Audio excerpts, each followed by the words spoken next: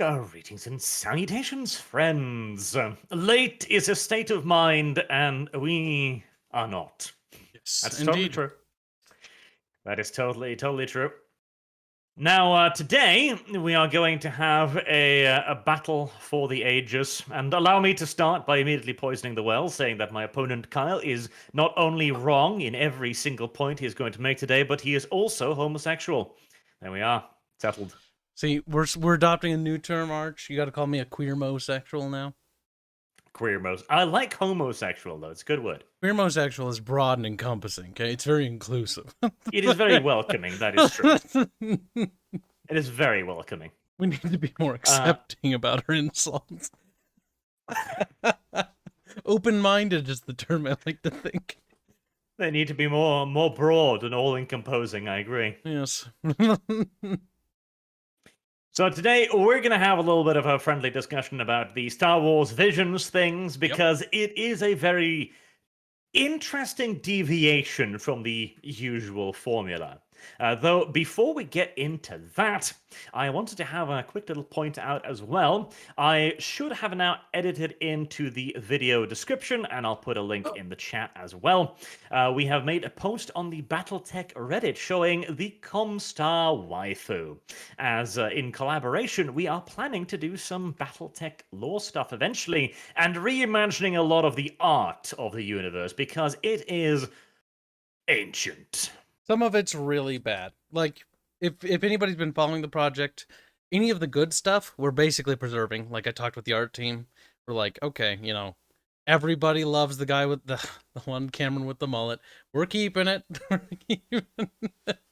But if it's like Alicia Liao or like, you know, some of the other characters where you look at them, or James McKenna, it's like, what happened to his face?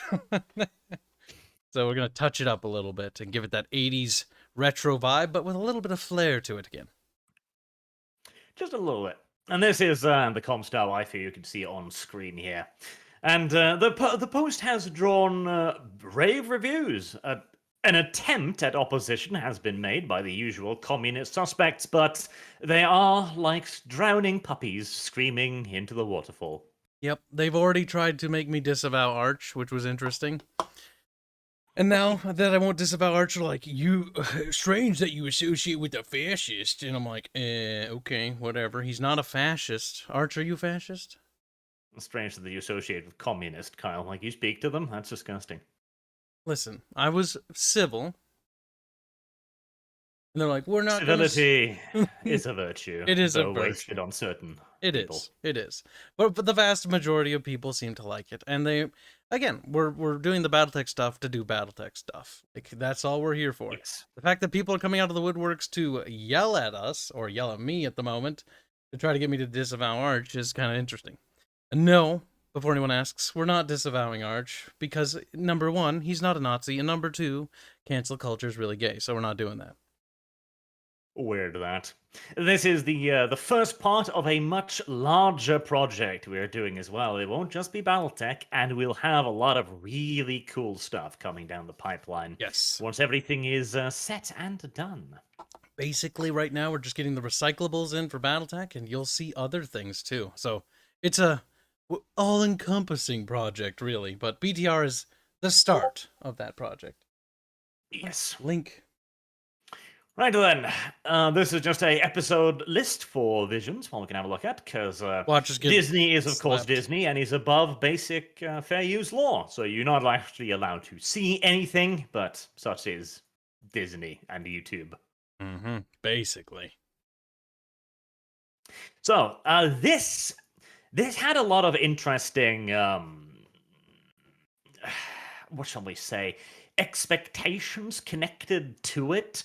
There was the crowd that was like, okay, anime will absolutely save Star Wars. It'll introduce so much more passion and interest and flair to the setting and originality, because, well, Disney did what Disney did, obviously, and decided to in a weird series of movies, due to constantly changing directors, decided to start the trilogy by essentially remaking some of the earlier movies, and then take a complete swing out of left field, and then that complete swing was then reversed into a completely separate and different storyline with Palpatine, and it was just weird. Just weird.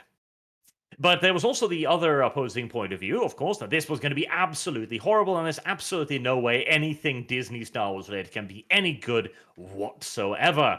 The ubiquitous "it'll only make anime shit" stance. And neither of these stances are correct, but neither of these stances are entirely wrong either. So I'm going to take the kind of pro Star Wars Vision stance here, though. Pro. I liked 3 out of the 9 episodes, so Just that's before a we start, 33% which ones success rate. did you like? Let's start with that. For me, now that we can see the titles on Mhm. the screen here, it's episode 3, The Twins, Got a tick. episode 5, The Ninth Jedi, and episode 8, Lop and Ocho. What? You didn't like The Elder? Get out. I Furry. didn't mind it, but it was nothing special. It was just It was just Star Wars, and that was like the first episode I watched. I looked around the room. I was like, is this a Star Wars? Are we finally watching Star Wars now? well, in a way, but it had no basis. It was rando dude with rando Padawan randomly traveling through the universe, randomly going, oh, waves in the Force. Then meets an old dude with laser. Well, before we get into, let's not go into the details, otherwise we'll get stuck. Let's start with the first one then, and work our way Right, there. okay, let's begin from the top, shall we? All right. The Duel. So the first one is The Duel.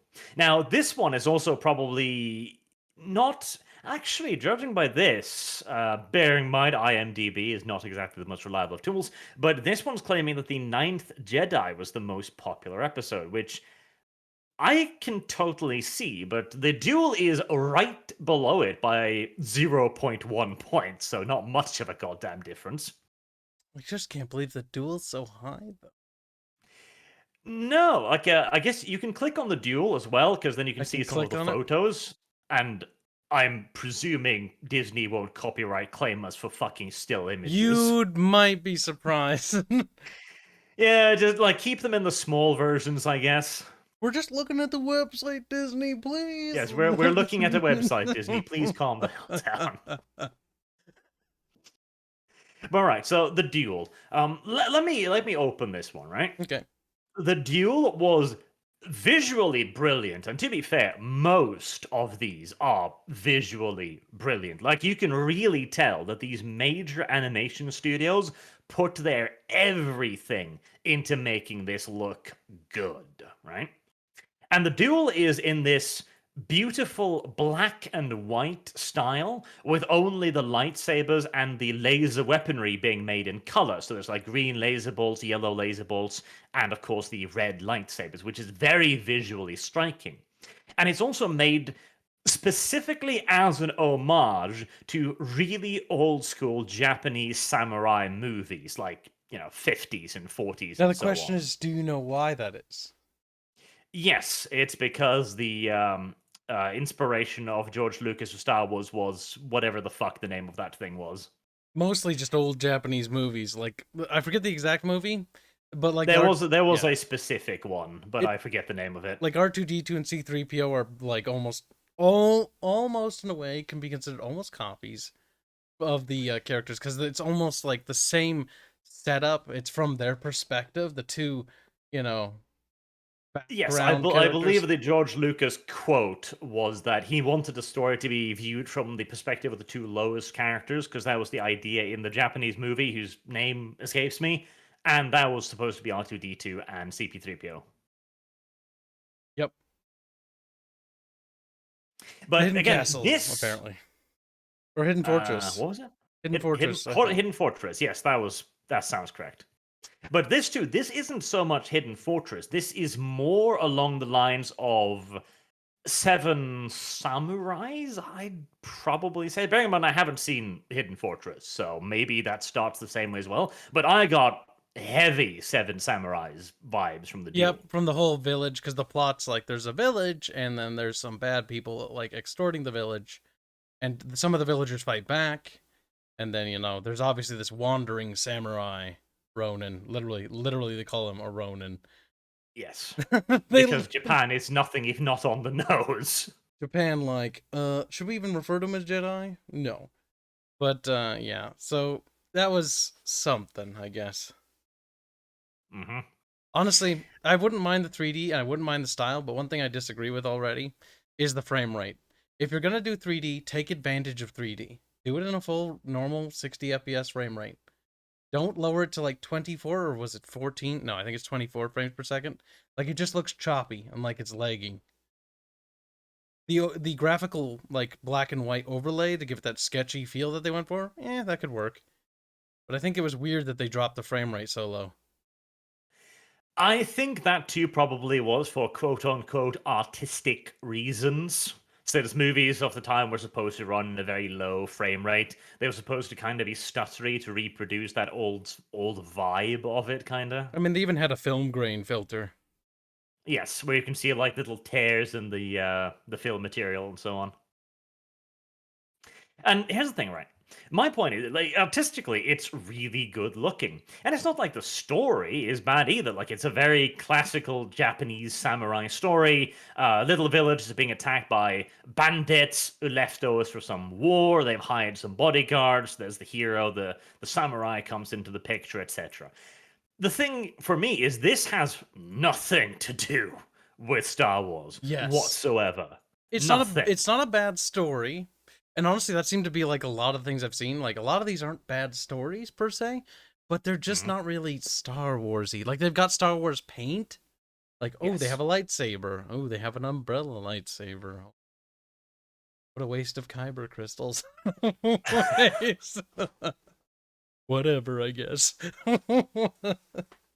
Oh, no, wait. I bet it's the lightsaber plugged into it, and then the beam somehow, like, splits. So it's not like 30 kyber crystals, because that would be ridiculous. That is actually shown in the animation as well, where she closes the umbrella and like takes off the umbrella thing to reveal like the single-bladed saber. Yeah, but the lightsaber umbrella is dumb. Like, it's just incredibly dumb. And one scene that really stuck in my mind is the scene where she grabs the commanding officer of the mercenaries that are defending the village and force chokes him, and then stabs the umbrella when it's closed through his chest. Yes. And there's no lightsaber at the tip of it. It's just like, stab it through your chest. It's like, so this blunt object just penetrated the chest. Like, okay, but like, and it's not to say that they couldn't do that with the Force and stuff. It looked weird. It did look derpy. And then that's my main critique of the Duel, frankly. Like, it's, as an homage, it stands on its own as an homage. As a, hey, we heard George Lucas liked this stuff, let's do this, throw on a Star Wars paint, and just have it be a separate thing. And if that's all you were looking for, then you can accept it like that, right? It's just an homage. But again, it is not Star Wars. Yes, and I definitely, like, with a lot of these episodes, only a few of them I see potential for shows. This is not a show. This is an homage, a one-off. Yeah, this is not a show. This is a one-off. So our views on this one, I think, more or less aligns, and I'm really surprised. I know where they're going to break apart. I'm really surprised it has this high of a rating, because I was watching this and thinking to myself, like, okay, this is fine, but there's nothing special here. Like, this is an homage. This is like, oh, look at this. Isn't Star Wars kawaii? Oh god, the next one. We better be on point with that one. You better agree with me, or you're getting thrown out in airlock. I don't think so. I think I'm going to take the opposite view right now. Rhapsody. That was such a... We really didn't need to see that, The style was bad. The music was worse. The lightsaber breaking from a tiny fall was dumb. And the lightsaber being a piddly lightsaber was also dumb. The whole plot is bad. Like, the whole thing is bad. Everything about it is terrible. Episode 2, specifically. This irredeemable little shit stain is what I'll call it. All right, so episode 2, Tatooine Rhapsody, is very much so an example of Japan being Japan, frankly. Because one of the real strengths of anime and manga is that they can do whatever the hell they want. They can change up the formula completely, which is why you can have 100 isekai stories and still have 100 successes, 100 things that sell, because they're all 100 slightly different takes on the same core concept. Now, that's not necessarily a bad idea in and of itself. Like, think of all of those kid Star Wars shows, like the Rebels, etc., right? Mm-hmm. You can absolutely do a show like this, specifically for children, where you avoid the violence and the lightsabering by going like, oh, this is, we fight via music or something. And you're very clear about the fact that this isn't canon. None of these are canon, by the way. None of these miniseries things are canon. Which is good, thank Christ for that. Then again, Yes. hold on, it doesn't matter anyways, because the new shit, Yes. the saga's canon. So it's still ruined, whatever. It is still ruined. But I am not opposed to the idea of a series like this, because it is a Rhapsody? different take. Yes, Tatooine Rhapsody. What? It is a different take on Star Wars, a very different take. So I am not opposed to the idea of it, but I am opposed to it being like a, how do I put it, like a core Star Wars product. Like, this is a spin-off, and very clearly a ridiculous spin-off as well. It was really, honestly, I did not like it. The whole plot is basically this little fat worm takes in this Jedi Padawan, and they make a band, and they sing, and whatever. And then, like, Yes. Boba Fett himself comes to collect the little worm dude who took him in, who's a nice dude or whatever, the Hutt, because he's, like, the son of Jabba the Hutt, and because he's doing music, he doesn't like the fact that he's doing music, and so he's gonna kill him. And so, yeah, and they overcome their trials and adversities via literal song, because the crowd is just so like, oh my god, these children's rock music is so good. will you be our first sponsor, Jabba the Hutt? And he's like, I'm so Yes. moved. Yes. I'm so moved. I'm a crime lord, and I fucking, like, I sell slaves, and I kill people, and I laugh about it. Yep. But this music is just so good. It's so good. I'm This getting. generic rock music has moved my soul. I'll take a 95% royalty. I'll take a 90. As your Oh no, it's sponsor. very stupid. And again, that's the thing. Like, I am not opposed to this being a thing within Disney Star Wars as an expressly child show. Okay? Because okay, it's going to be a child show regardless. Like, Star Wars Rebels is just that. It's just that they didn't decide to take it all the way out. Honestly, I'd rather the money be spent on something else. Oh yeah, like if I had to choose, I'd rather see this be spent on something better, but I am not opposed to the idea of this being Star Wars. I know. That's my point of view of it. But the thing is, they released a bunch of these little feelers. Yes. I don't want this feeler to succeed out of all the ones. I want it to fail. This one is fairly far down on the priority list. Let's put it like that. I would put this one above the weird robot one, but Oh, that's God, probably we the are not only there one I'd yet. prioritize this over. The weird robot. No, we'll get to it. We'll get Right, let me take a couple of these super chats and then we'll get to that as well, because YouTube did his update and now I need to manually look for them. Good. AT. Arch är ett skattesmitthulsant. Arch is tax deductible. Right. Sadly, I do not think I qualify as a charitable organization, though I wish I did. These are just some scenes I remember from the show. I thought they were worth remembering, by the way. Andrew Apalatukwe for $20. Just $20, so Susan took offense at that. And Boag says, as in all internet arguments, the one that calls the other an autist first wins, that's killing bites. That's true. That is very much so true. Let's see. I'm just gonna also just have a once we finish up our discussion, I want to have like a quick look at the chat and see what people are saying because we would like to have your input as well here, dear comrades. Kameraden, no, Kameraden. Yes, not comrades, Kameraden. There you go. Play to the beliefs. Let's see. Who cares about the canon in Star Wars? That is true. But see, that's the thing too. Like, who cares about the canon of Star Wars now?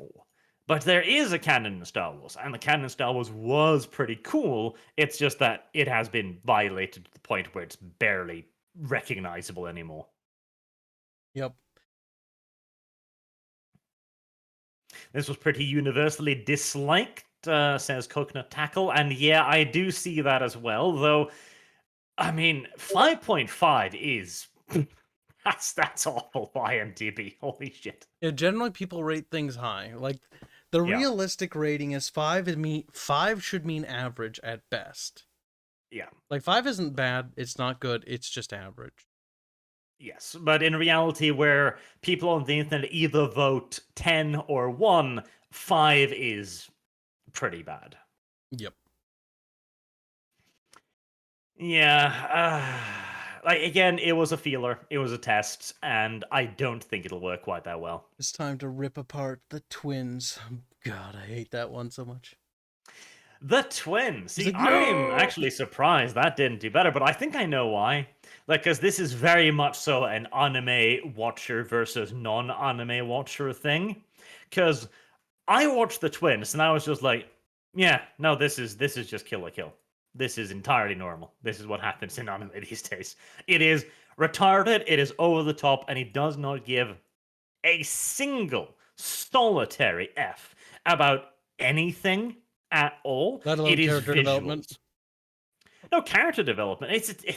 It's a 20-minute, not even that. It's a 16-minute episode. There's no character development. That Gendy with the fucking micro series was able to make character development take place over 6 minutes with little to no dialogue. You can do it. You can do it, but that's not the point of this. And hell, there is some character development as the brother does go from ally to traitor to like, oh look, this is why I did it, etc.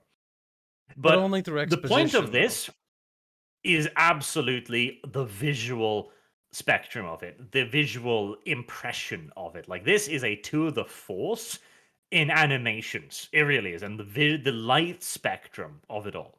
But it doesn't give a shit about Star Wars or the realities of anything. Not at all. Like, you have characters here fighting on the hull of a Star Destroyer without any kind of breathing apparatus, talking to one another, shouting at one another, breathing just fine. The sister is hit by a lightsaber capable of slicing a Star Destroyer in half, and all it does is inflict a light cut on her fucking chest piece.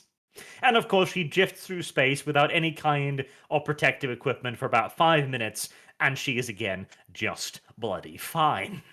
He's okay. It's ridiculous. I don't know. For Trigger, this is a Trigger episode, but this is not a Star Wars episode. It didn't have any really Star Wars beats. It was more Kill la Kill than it was anything else. This is anime with a Star Wars skin. Like, in the same way that the Duel was a 1950s samurai movie with a Star Wars skin, this is anime with a Star Wars skin. Just anime the anime. Those stormtroopers were bad.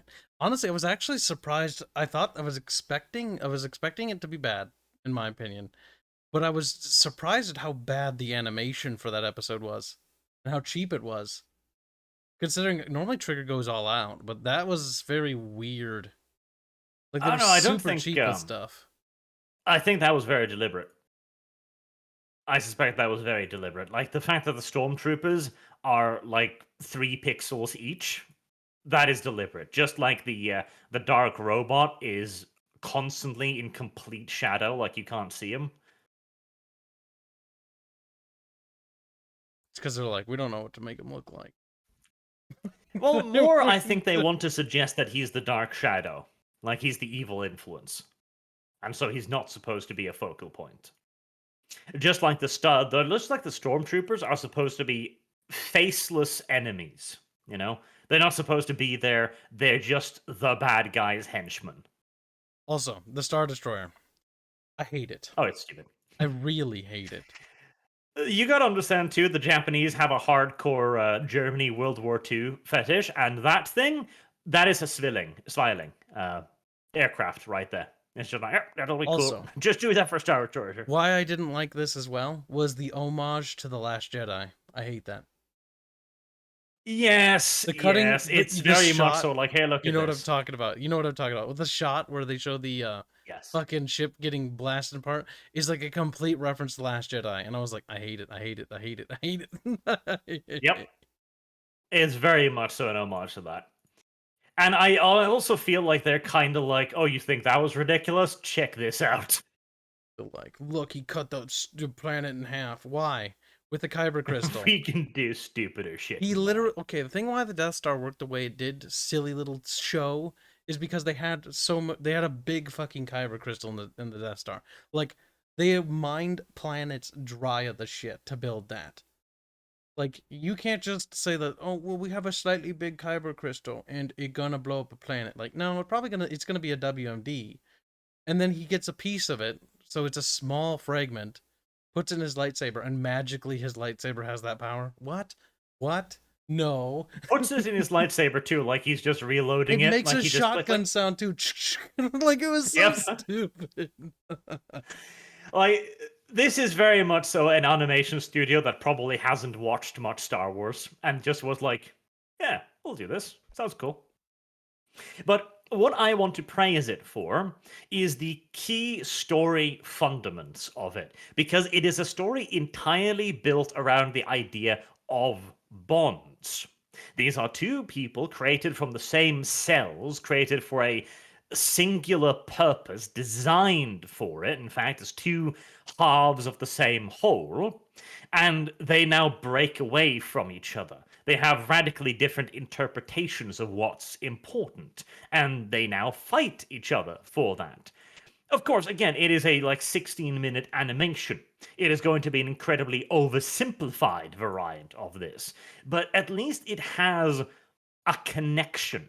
I talked about this in the video I made about Vision as well, but this is something that we have almost forgotten in a lot of Western entertainment. The Disney Wars series, the movies in particular, there are no bonds in Star Wars Disney whatsoever, except for those, again, being broken. Han Solo being separated with Leia, losing his fucking son, Luke Skywalker trying to kill his nephew, etc., etc. And the new characters, their bonds are what is Finn's bond with Rey beyond sidekick dilting after the main character? There's no bonds, honestly. I mean, I actually had a problem with how they did the character thing.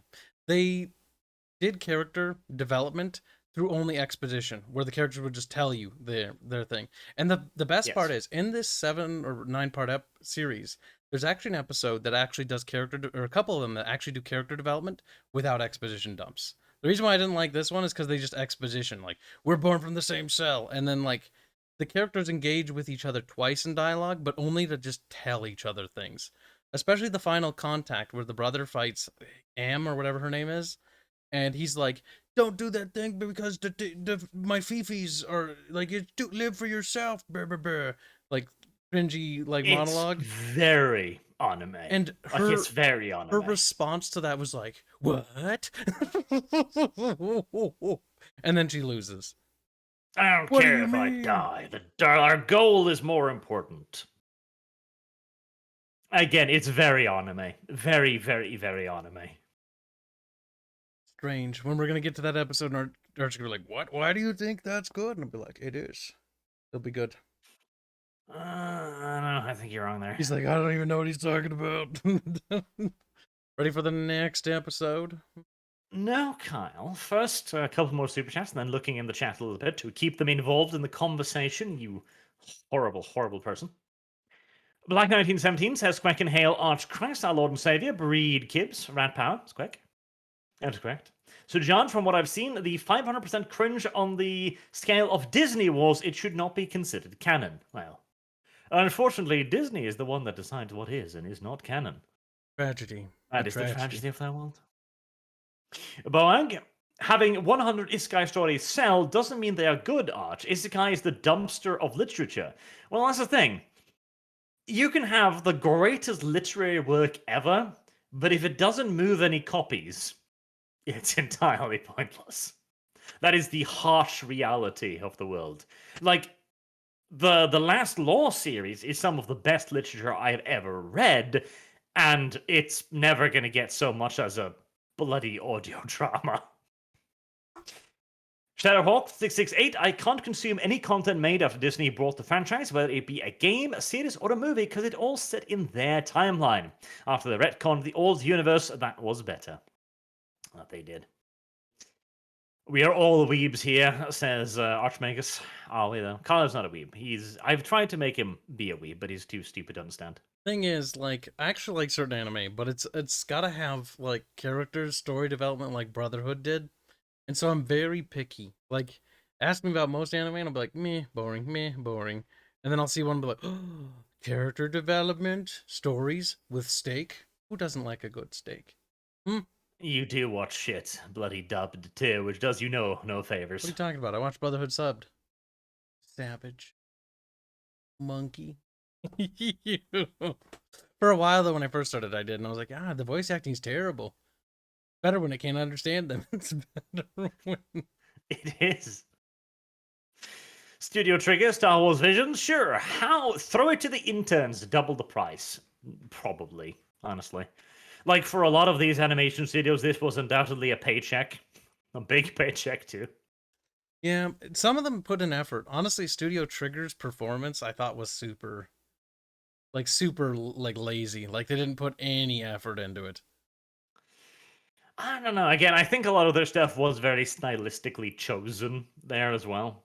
But such is the realities of Kyle being wrong. And Michael, no bonds, only strong women. Yes, that is indeed Disney Wars. See, that's the thing too. Like this, the chick in the Twins, she's strong woman. She's very powerful woman. She's very powerful. She gets her ass kicked. Yes, and even then, she only gets her ass kicked because the hero is like, activate plot armor. And yet, her strong woman is merely conviction. And that's it. It's conviction. And since it's the wrong conviction, she is, of course, doomed to lose because this is a Star Wars story and the good guys win. Actually, that's not true. In the prequels, the bad guys won. They won pretty good, too. Once. They forever fucking changed the face of the galaxy. Until the movies came. What are you talking about? They had to They had to do 3 whole movies to unfuck the fucking that Palpatine did. Oh, I don't know about that. I could have wrapped that up in a weekend. If the Imperium didn't keep respawning the Death Star every 5 minutes. Firstly, they can only respawn it twice. And secondly, they didn't finish respawning. 3 times, actually. It was halfway through respawning. Remember, the First Order Death Star. Nope, I don't remember that. I only that know exists, 2 trilogies. It's a thing. Nope, don't know what you're talking about. The Real Holsonator says, Archie should qualify as a charitable organization, though it's been nice to see you give less charity to the mongrels ruining our hobby. That is perhaps why I should qualify as a charitable organization. Maybe. Right. Episode 4, then, The Village Bride, which is rated surprisingly highly, in my opinion, because to me, that was just a complete Like, okay, this is a really, really basic hero story where things happen, and that is about my connection to it. Are you talking about Village Bride? Yes. Village Bride was just boring. Like, my notes say boring. I have my notes open on another screen. I'll show chat up later if they want to see them. Oh, God. Was it episode 4? Yeah, 4. Let's see. What were my notes for 4? It was episode 4. Is this even episode Star 4, Wars? Was the first question. My own notes as well were meh. Is this even Star Wars? Tries to do too much with no time for pacing or building. Really cheap animations, really bad climax, dumb lightsaber. That's it. Like, it's one of the few that only have pure negatives, and I didn't even bother explaining it. I was like, meh, bored. The Village Bride was just boring. Like, it was too much talking. They were trying to build up this culture, but the issue with them building up a culture is you already know that they don't have enough time to do that, so that's a huge waste. Like, work with the established themes of Star Wars. Don't try to establish a new thing. You got like 16 minutes to do it. And they certainly didn't do it. And so this girl's like, she's a Jedi, but she's got like past problems, and so she cuts her hair with the symbolic Japanese thing, which they totally don't overuse in this series at all, trust me. And she takes off her mask, and you're like, wow, surprised to see what her face really looks like. It's a line for her mouth, and a line for her nose, and a scar. Yes. The mask hides nothing. It's just she wears a mask because it's cool. It's the whole thing is actually just reminiscent. Like, it's basic character development. It's like she wears her hood the way she does, and the other thing, and her removing the mask and cutting her hair is symbolic of her changes, her evolution. The issue is, I don't care. It's not very well written. Change from what? Exactly. What has she evolved from? What has occurred in this boring ass story to make us give a shit? Yeah, no. This one was really boring, and like her companions, like, brr, brr, brr, brr, brr, I have a gun and a weird looking helmet, and then the climax is my helmet is a missile. The climax is dumb. The B1 battle droids are, again, for whatever reason, written like stormtroopers. He throws his helmet, and they all like stop shooting, and they look at the helmet like, "What's in that? What's in that?" Danger, and danger. Gather around it, and then explode. And it's like, oh, boring. No stakes, no value, nothing to care about. Where's my steamy steak? It is an extraordinarily simplistic hero story, and that is literally all it was. It was a complete and utter waste of animations. There's no future here. There's no past here.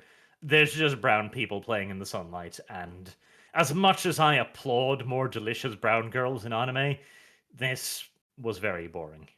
True. It's funny because all the cover stuff focuses on this Jedi character, when most of the talking is actually just this this brown girl and this her future husband talking about like their customs and culture. And the whole time you're like, is this gonna go anywhere? And it really doesn't. Nope. It goes nowhere. It was boring. It was very boring.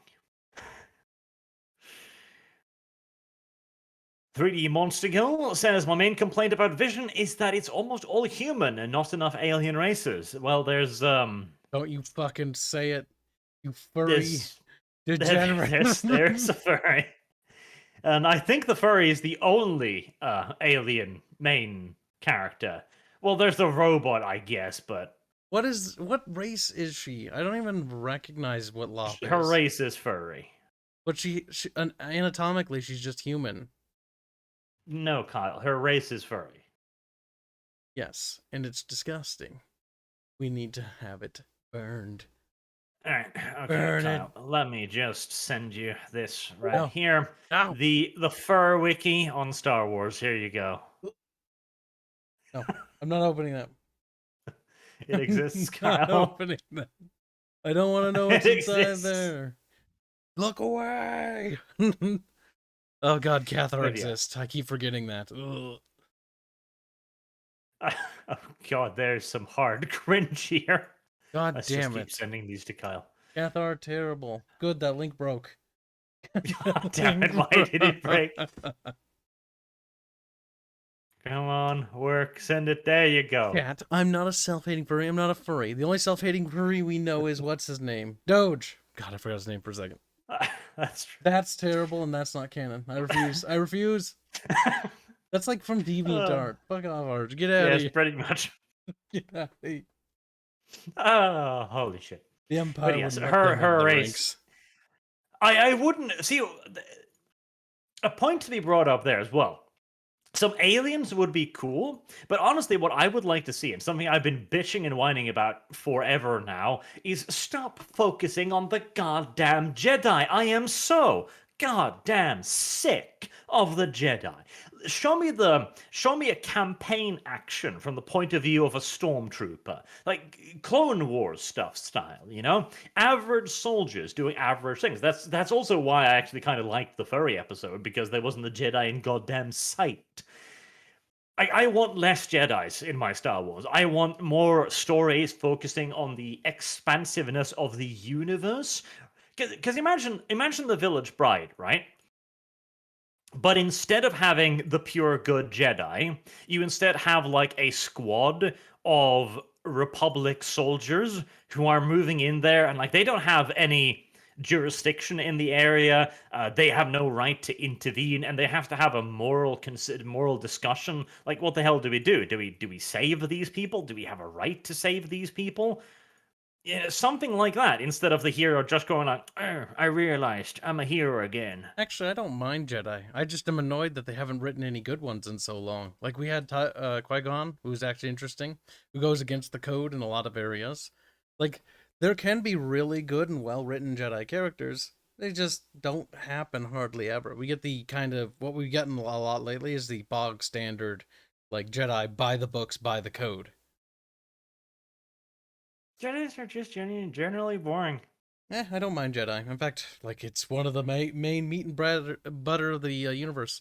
The whole dynamic and the whole Sith uprising thing throughout the timeline of Star Wars is part of the plague. That's actually what was kind of interesting about SWTOR's, like, or what was the evil organization? The organization's like, we have to maintain order because the Jedi and Sith will tear the galaxy apart if we don't. Like, I actually really like that plot. I wish they did more stuff like that. Like, yes, there's these two forces that constantly cause wars, ideologically speaking. It's actually quite fascinating. But that's the thing too. Who are the good Jedi characters? Oh, it's the Luke Skywalkers who don't know that they're a goddamn Jedi and is just a kid floundering in space. It's the Qui-Gon Jinn, who's a far bit of a rebel, really. There's the Obi-Wan Kenobi, who is also like not quite sure what he's doing, like he's trying to find his way. The Jedis who are good Jedi are the Jedi that are the least Jedi. Not If I can necessarily. put it like that. A lot of the Jedi, like, what's the guy who wears the mask who was the master for Ahsoka? I forget his name every time. He's kind of your average Jedi, but he's actually really good. In fact, I'm annoyed that Yeah, he but didn't get that much screen time. again, like he doesn't have any screen time, and he's known as that dude with the mask who played around with the other furry bait Well, it's character. mostly because I just am bad with names. But the thing is, there are good characters. But the issue is they just don't know what to do with them a lot of times. So they don't get any proper screen time or writing. They just get neglected. Yeah. And again, by and large, those good characters are the characters that are the least Jedi. Like the Jedi themselves are boring because Disney don't Plo dare Koon. embrace the Jedi. Like if you really embrace the Jedi and actually create them like this very strict, fairly oppressive authoritarian regime of absolutist warrior monk kind of thing, that could be a very interesting idea. But they're too focused on making them the good guys, when in reality, the Jedis are just as extreme as the Sith, but in a different direction. Well, it's all about which era of their order. Because their order goes from extremist to sort of like pacifist. Like any order, it shifts with the wind. Like during the prequel movies, the order at that point had become very fat, complacent, arrogant with itself, to the point that it is partially the reason as to why things got so bad. They actually go into detail in the extended universe with Luke uncovering more truths about the Order and going like, I need to build a new one, but I can't allow it to have the sins of the old. Because otherwise we'll just repeat the same mistakes. We can't be allowed to be complacent and lazy and fat. Like, the Order was so complacent and lazy when presented with proof that there was Sith, like, half the masters and the council were like, meh, it's probably not real. Their complacency and lack to just investigate an issue allowed it to happen. Yeah, but that is a core tenet of the Order, though. Like, a organization doesn't magically become like that. It is a key fundament of the Jedi Order to seek for absolute control. Like, they like the ordered universe. An organization like that will inevitably become extreme as time goes by and as they accumulate power.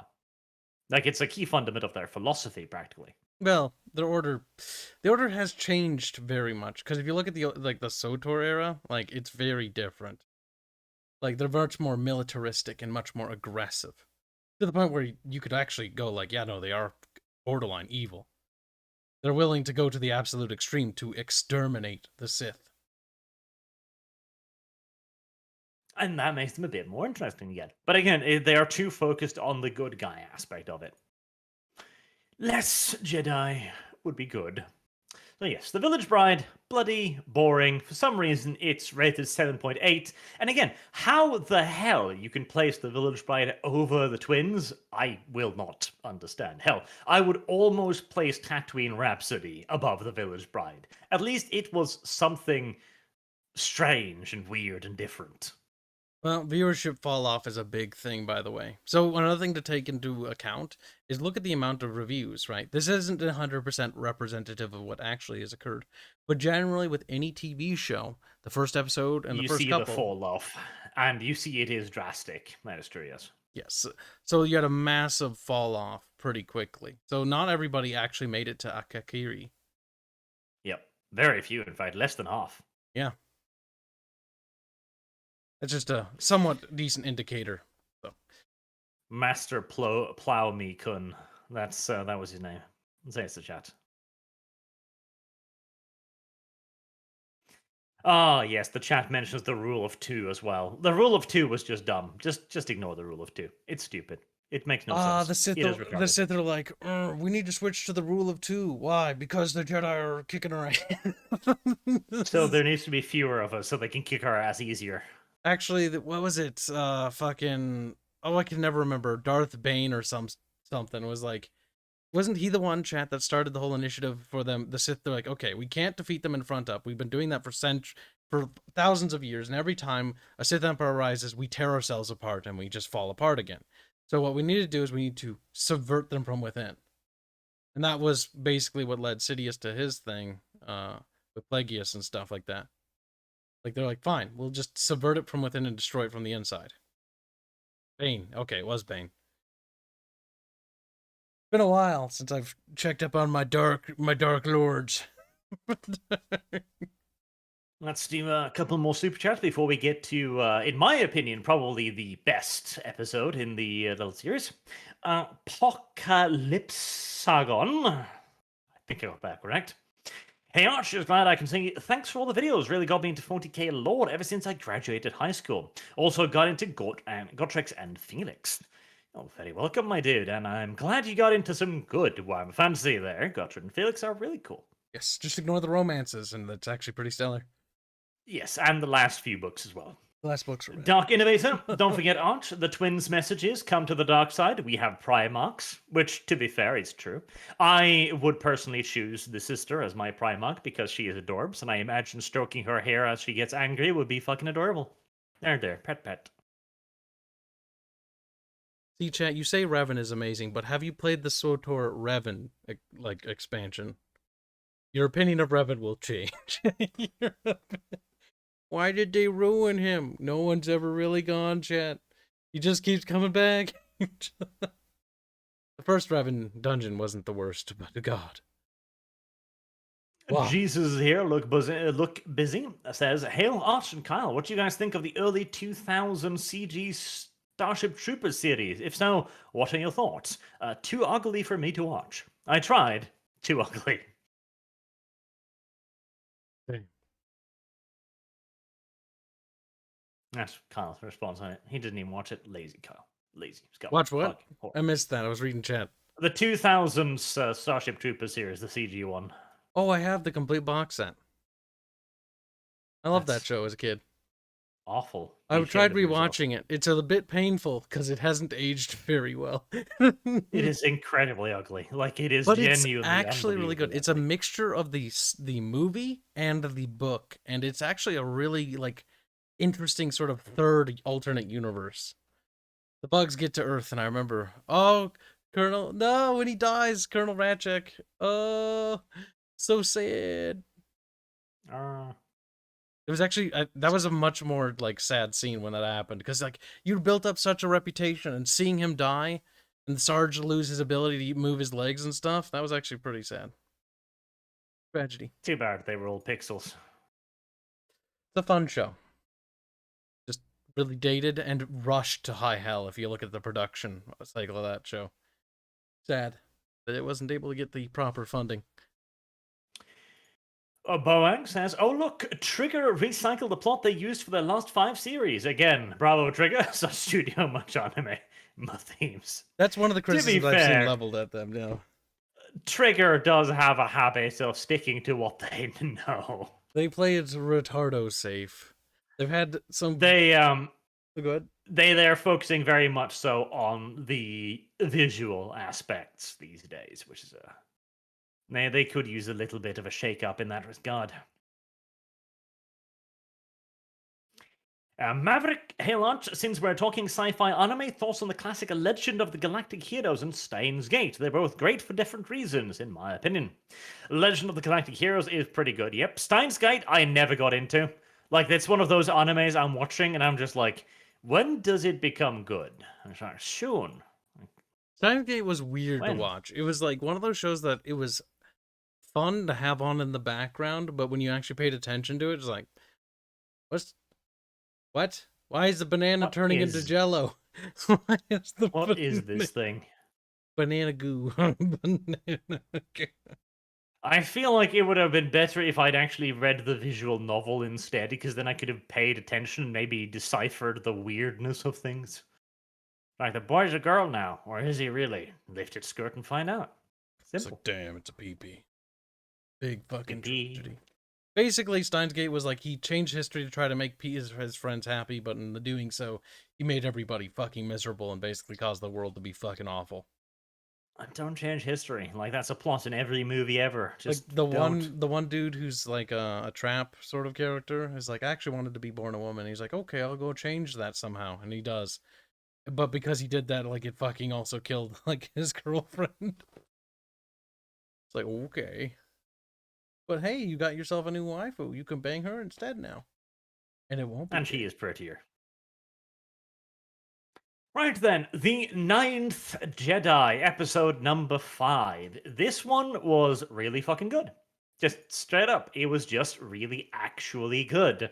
It had a plot with some good little twists in it, some good little twists and turns, and it had a strong female character with an actual backstory. It had a Rey that should actually be able to do the things that she does, instead of merely just like, I know how to fly the Millennium Falcon all of a sudden. Actually, I didn't like this episode. I felt too much of Rey. Like, when I saw her, and I was like, oh god, it's Rey. And then the show, like, the writers just didn't give a fuck about Star Wars. They're like, the lightsaber changes color based on its user. It's like, not how that works, because in order to get a red kyber crystal, you have to, like, kill somebody or something, if I remember right, in order to make one. Like, it's actually a process. The fact that the lightsaber just turned red in those guys' hands at the big reveal thing felt so flat, because if you know the lore, you're like, did they even care? It's like, your lightsaber doesn't change colors because you're not a developed character yet. And she's like, it's okay. Don't worry, I know how to duel. She duels like 4 dudes who are trained alleged Sith. Like, these are Sith and not Dark Jedi. Oh, no. Sith. No. They are not Sith. They said they're Sith. Say that's... No. They say specifically that these are initiates. These are hopefuls. These are not full Siths. Still, an uninitiated, untrained girl. No, she's not untrained. 4. She's not untrained at all. That's the thing. She's grown up around lightsabers and been training and fighting with them her entire fucking life up until this point. And she has been groomed specifically for this by the Jedi Master, who's the guy who's calling them, the guy mining the kyber crystals. Damn, child soldiers. I knew it. Very much so, but she has been trained. She has received training. She's really, I didn't even hear that part. When did they say that? I must have spaced that entire fucking section, because I was under the impression she had like a little bit of like, she had messed around with it, but she actually had no proper training. Oh no! Like, first and foremost, the guy making the sabers, he's like a master lightsaber smith, which in and of itself is a little stupid as well. Yeah, but that was dumb. Also not how lightsabers work. Yes, not how lightsabers works. Like it's a specific machine. Like you can be as good as making that thing as you fucking well want. It's not gonna do anything. Also, Jedi make their own lightsaber thing. Like, that's the whole process. Like, part of becoming a Jedi is you make your own lightsaber. That's That is part of the the process, yes. initiation. But to be fair, they are rebuilding the Jedi Order in this guy's image, so he might also be changing the initiations, because that True. is more of a tradition than a hardcore Well, rule. actually, this is you'll actually have to give you that, because the thing is, with each order, they in each different era, the process of becoming a Jedi, or depending on what type of Jedi order it is, whether it's the Green Jedi or something like that, like there are different initiation rites and there are different processes and different codes. There are various splinter faiths, if you will. Grey Jedi are probably the coolest though, but they'll never get love. Don't worry about it. And as for the color of the lightsaber, yes, it's not so simple that it simply reflects your backstory, your alignment. But the entire series does this. None of the episodes give a fuck about that at all. Actually, It's there's like in the one first episode. One episode in particular, the one you didn't like, the one that you thought was generic. Actually, the writers at least paid attention to the lore enough to the point where it all was structured in a very Star Wars flow. And there wasn't any point in which I was like, oh my god, that's not Star Warsy.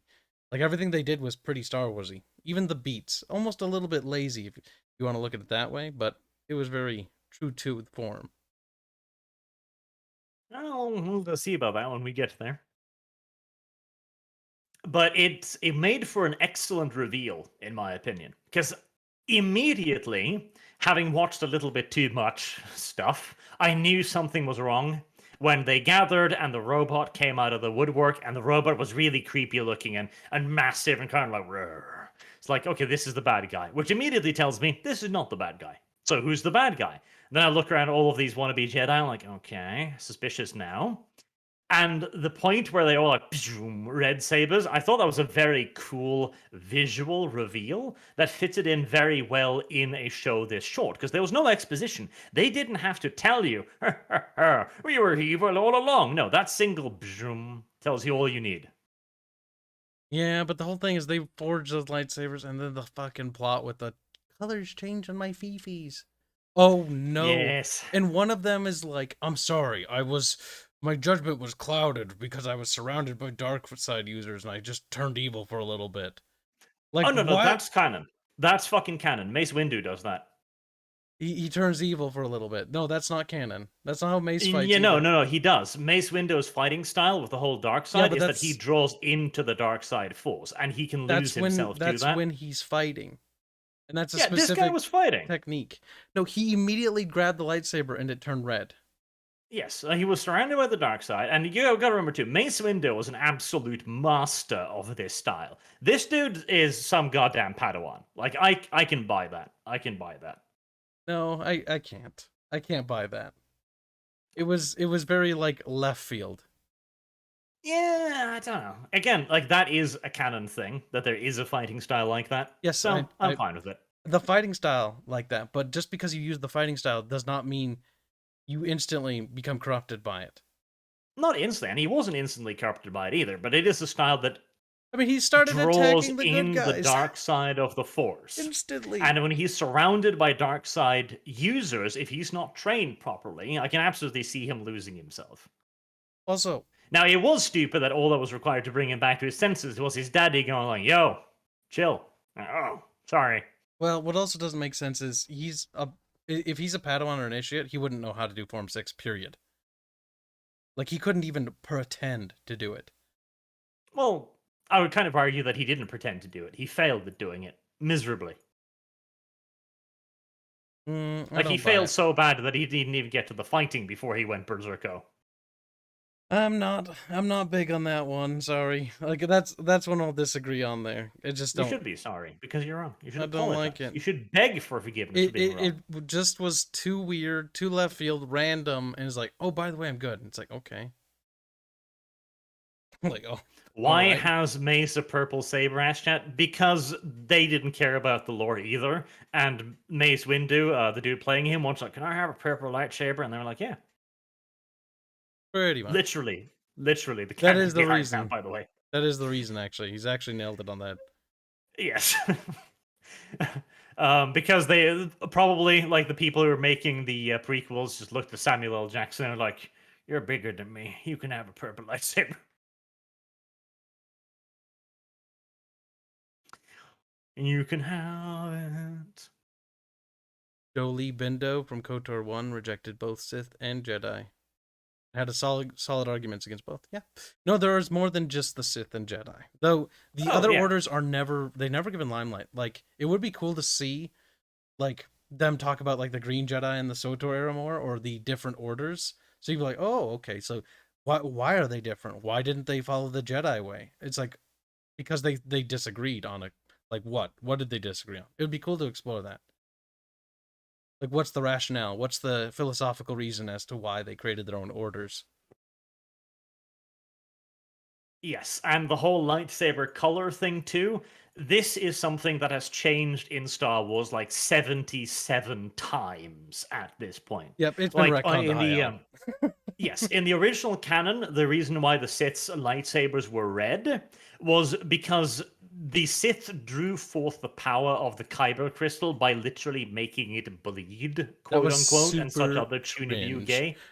Yes, like hard Chunibu. Yeah. What was it? The yellow lightsabers were just yellow because they needed to look different than the other Jedi who were green and blue.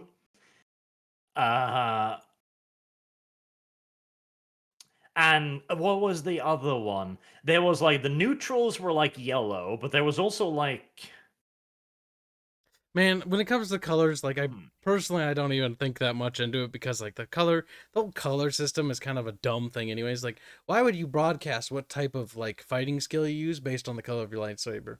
Like, now they know how to counter because there was also white lightsabers, which wasn't even like a alignment thing at all. It was just used by a specific faction, if memory serves, like Rowan Fell. Been a while since I looked into that. Because his lightsaber was white, and a ton of his dudes had white sabers as well. Well, it's white. It's very specific. Rat power. Rat power. Rat power. Star Wars should be banned for their stance on this. Honestly, I almost like the idea of the Kyber crystal channeling your inner force more. Honestly, like I'm genuinely on the side that maybe it should change color depending upon your personality, kind of, because that could lead to some interesting like conflicts of conscience, even where like a Jedi who has a blue saber sees it turning lighter blue, and he starts wondering like, what the hell am I doing? Like, why are you turning blue? Maybe that doubt could drive him crazy and so on. No, I hope that just stays in this, because otherwise it's like, Sidious or Sheev, Chancellor, I want you to hold my lightsaber. Turns on, it's red. True. A big thinky emoji. But at the end of the day, too, like that's the thing. Like the lightsabers mean absolutely nothing because they change from movie to movie to movie to movie. There is no canon with the lightsaber colors, in my opinion. Like even in the first one, I haven't killed a Jedi in so long, and he pulls out a red lightsaber and he's like, you're not a Jedi. That's just how it works. Like, red lightsabers are for the bad guys, blue lightsabers are for the good guys. That is literally all the canon amounts to at that point. Star Wars. I love Star Wars. I hate the fact that we have no good Star Wars video games right now. Yeah. Okay, well, let's not think about that. All right, we should probably move on to the next show, or do you want to do Supers? I don't know, because we got lost in the lightsaber discussion a little bit. That one was a big little one. bit more on the actual character here, because the characters you have is the stupid Padawan who wanders into the room and is like, my master dead, or something. And I got this weird email to come here and collect my lightsaber. Firstly, it's not an email. It is an email. Secondly, it's Google Mail specifically. And he's like a very side character-y thing because he's just there. The main character is obviously the little girl, which I appreciated her. I did. I really did. Her lightsaber is stupid because it's clear, and you know that's just to have her be special. Like, oh, your lightsaber is clear and it can grow longer. Okay, that's some bullshit. But at least there's a reason for her power, which is something I want to hammer home with goddamn Disney. She has been playing with these lightsabers since she was a child, and you know how long she's been playing with these, because the moment she picks it up, her robot is like pew pew pew pew. It doesn't even hesitate. Like, this is a ritual they continuously do, and she pulls off something that Luke couldn't do to begin with. In other words, the story is telling us she has done this for absolute ages. And furthermore, too, her father doesn't bat an eyelash at his like 12-year-old daughter picking up a lethal fucking weapon. He's just like, ha ha ha, aren't you good at that? I No, chalk like, that she's up been to using that Japanese shit forever. writing, though, honestly. No. That is good writing. Like, as you said, show, don't tell. This shows us that she has been doing this for absolute ages. Like, don't attribute that to just like laziness. That's lazy in and of itself. The thing is, like, I don't know. I don't really buy this episode. Like, it just felt sort of flat. It felt like how? Like, she Like, takes her what? speeder, she turns it around, she's deflecting bolts, she's going backwards with a speeder that goes forwards. But ignoring that, like, okay, well, how does she know that? Like, how attuned is her force sensitivity? Like, she's so attuned that it's insane. Like, she's gotten, I don't know, her midi-chlorian count is off the charts. Oh yeah, but here's the thing. Yeah, she is very powerful. The old man says too that she's very powerful, and of course that's a Star Wars hand wave. Yeah, but Luke that's a was Star Wars powerful. hand wave that happens all the time. All of their characters are very powerful in the Force, and it usually means absolutely nothing.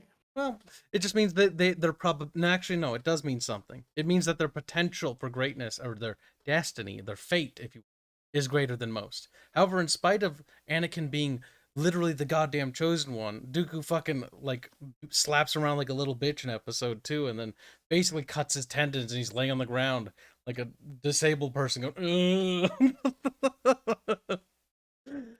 because But Dooku's more skilled. that's Count Dooku. That's one of the finest fighters in the galaxy at that point. The finest duelist, I believe, if I remember right. Yes. And again, they show you why she can do this. Now, yes, again, it is hand wavy, but they show you why can she deflect blaster bolts? Well, the robot and her have been training with this for ages, to the point that all she has to do is grab one and kind of like wave it in the air, and the robot's like, "Oh, I'm supposed to do this now." And again, the fact that the father literally just lets her daughter play with fucking lightsabers with no care whatsoever, again, demonstrates that she's been doing this for a very long time. And even then, too, when she goes up against the Sith apprentices, she doesn't beat them. In fact, she needs help to beat them. She fends them off. That's all she does. Whilst the old guy is the one who actually like cuts them down, because he's probably some fairly high up master dude. Because he kills like 3 or 4 of them, I think. Like, he does all the work. She bellows and burns. Actually, another problem I have with this particular episode is I assume it's post Order 66. One would assume as such, yes. Based on how it's laid out, like, we're going to rebuild the Jedi Order. Like, rebuild it. The only time it was truly, utterly, like, thoroughly fucking destroyed was after Order 66, because Sheev, or Sidious, finally managed to bring it down. Crashing down. So, I don't know. Like, if that's the case, the whole, like, Sith initiate things, like, I don't know.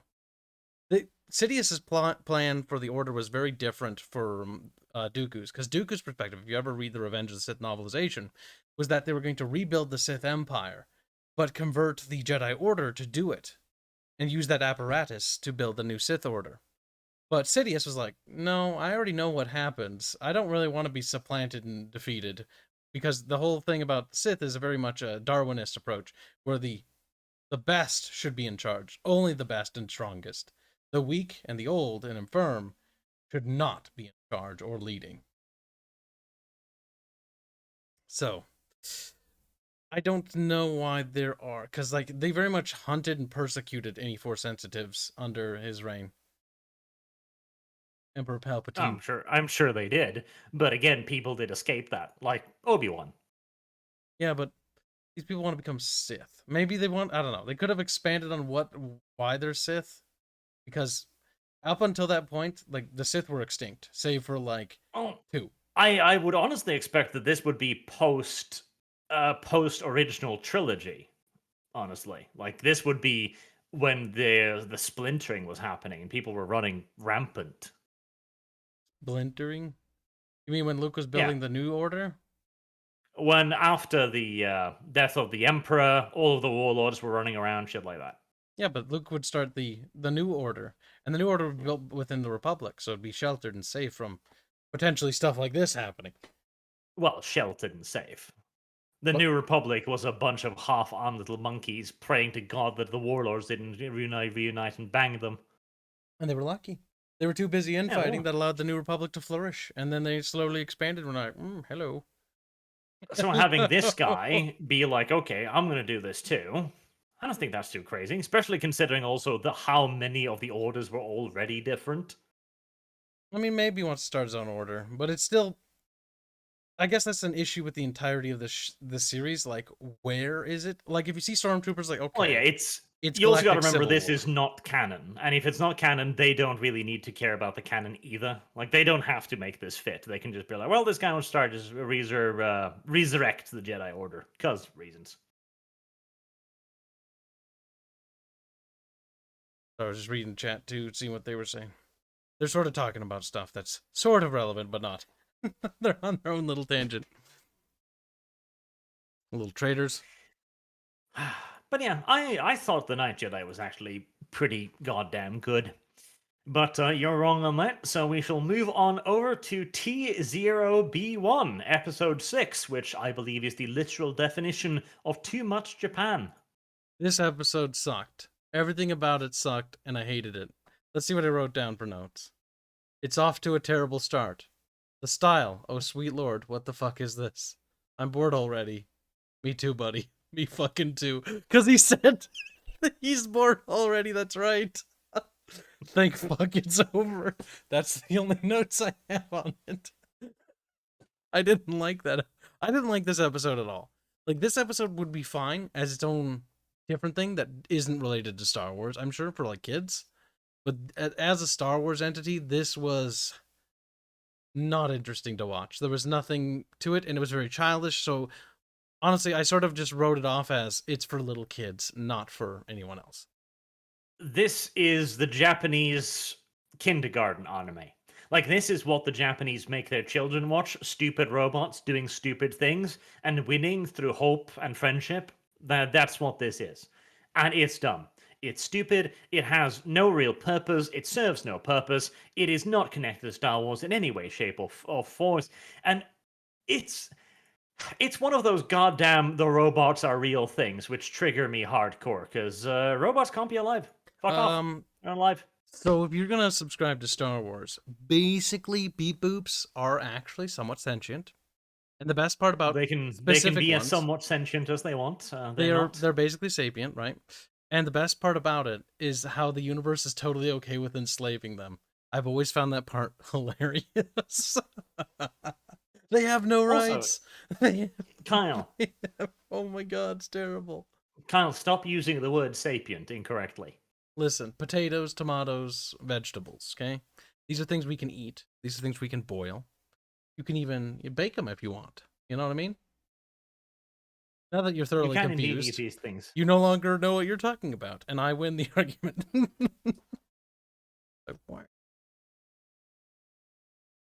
Sapient. This is a long-standing debate about like, oh, what is it? Is it sapient or sentient? Sapient really does not mean intelligent life. Sapient is specifically meaning very intelligent life, like wise life.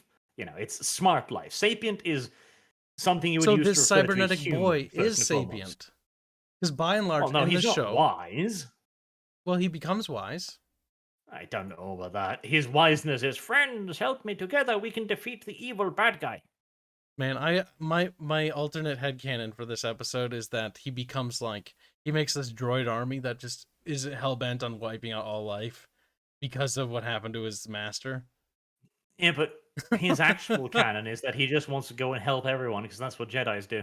He's like, because Jedis do Jedi stuff, and I'm like, okay, this is very much a kid episode.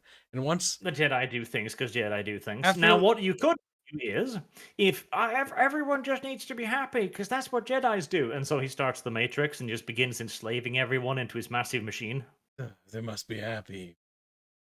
They will be happy. I'll make it so.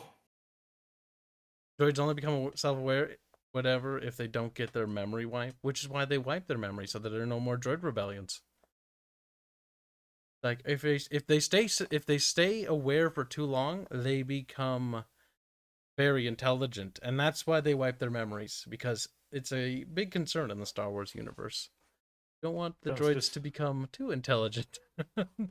Toasters don't have life. They're not alive. Robots are not alive.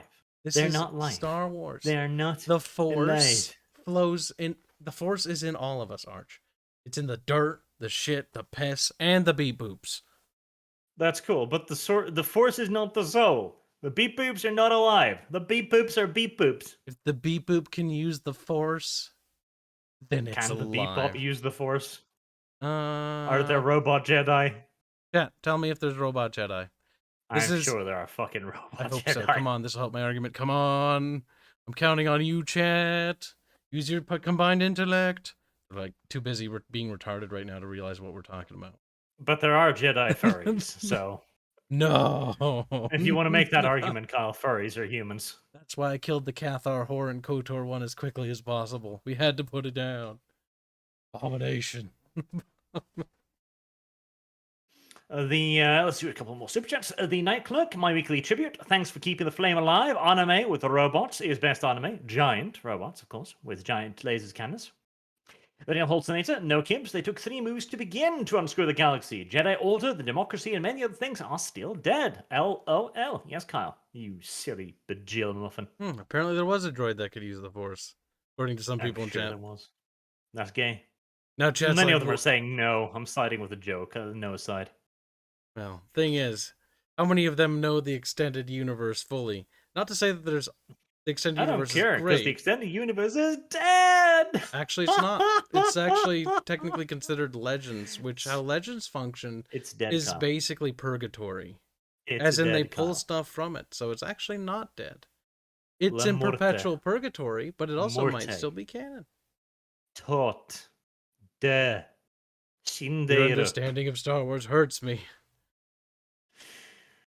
Mark Ashamed recommended anime to binge watch Legends of Galactic Heroes. The Iron I wish they Knights would were just Force get on to sensitive doing that. shards. Force sensitive shards that trained under Sensei Jedi Master Equinos. Like all shards, the Iron Knights required droid bodies to interact with the world, hence their name. Okay, but that's not a robot, though. That's a thing inside the robot.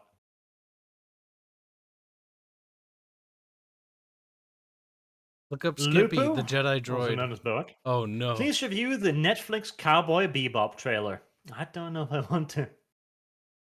To be fair, in Star Wars canon, Kyle, not you silly legend, purgatory. No, in canon, Kyle, there is a rock pilot. Just a stone.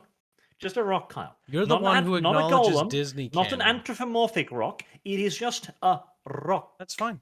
Continue to No, it's not. acknowledge. Continue to acknowledge Disney canon. You hang yourself with your own noose. Like, ah! Wait, Obi-Wan's droid was Force sensitive? What? Mark the shame. So Empire at War has a couple of good Clone Wars mods, Republic at War, and Fall of the Republic. And also here's the Old Republic mod, Raven's Revenge is pretty good. And Streamlabs, Epstein, GW executive.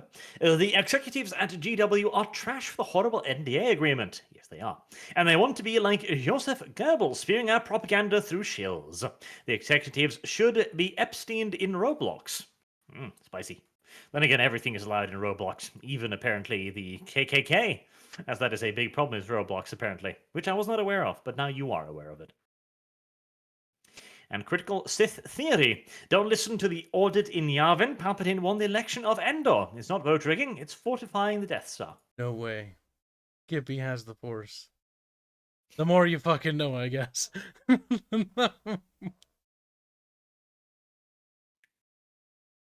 Or, well, Force sensitive. Eyebrows raised. That's what we call stupid, Kyle. That's why we ignore it. Hmm. Now, moving on to the third best, only the third best, a distant third of the videos, The Elder. This was a completely pointless episode of Rando traveling to space with Rando, then encountering Rando, having a short sword fight with Rando, in which Rando defeats himself by being old, and the story episode ends. 8. Clap, clap, clap, clap, clap, clap. Wait, episode 8. That The Elder? I don't think it is. 7. The Elder, 7. Okay, because I'm like looking at my notes here, like, that doesn't look right.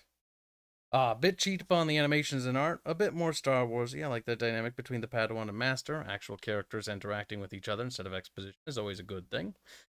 More fitting Star Wars music because they used the proper sort of themes with the orchestral composition. That's good and a step in the right direction, but still a little bit underwhelming.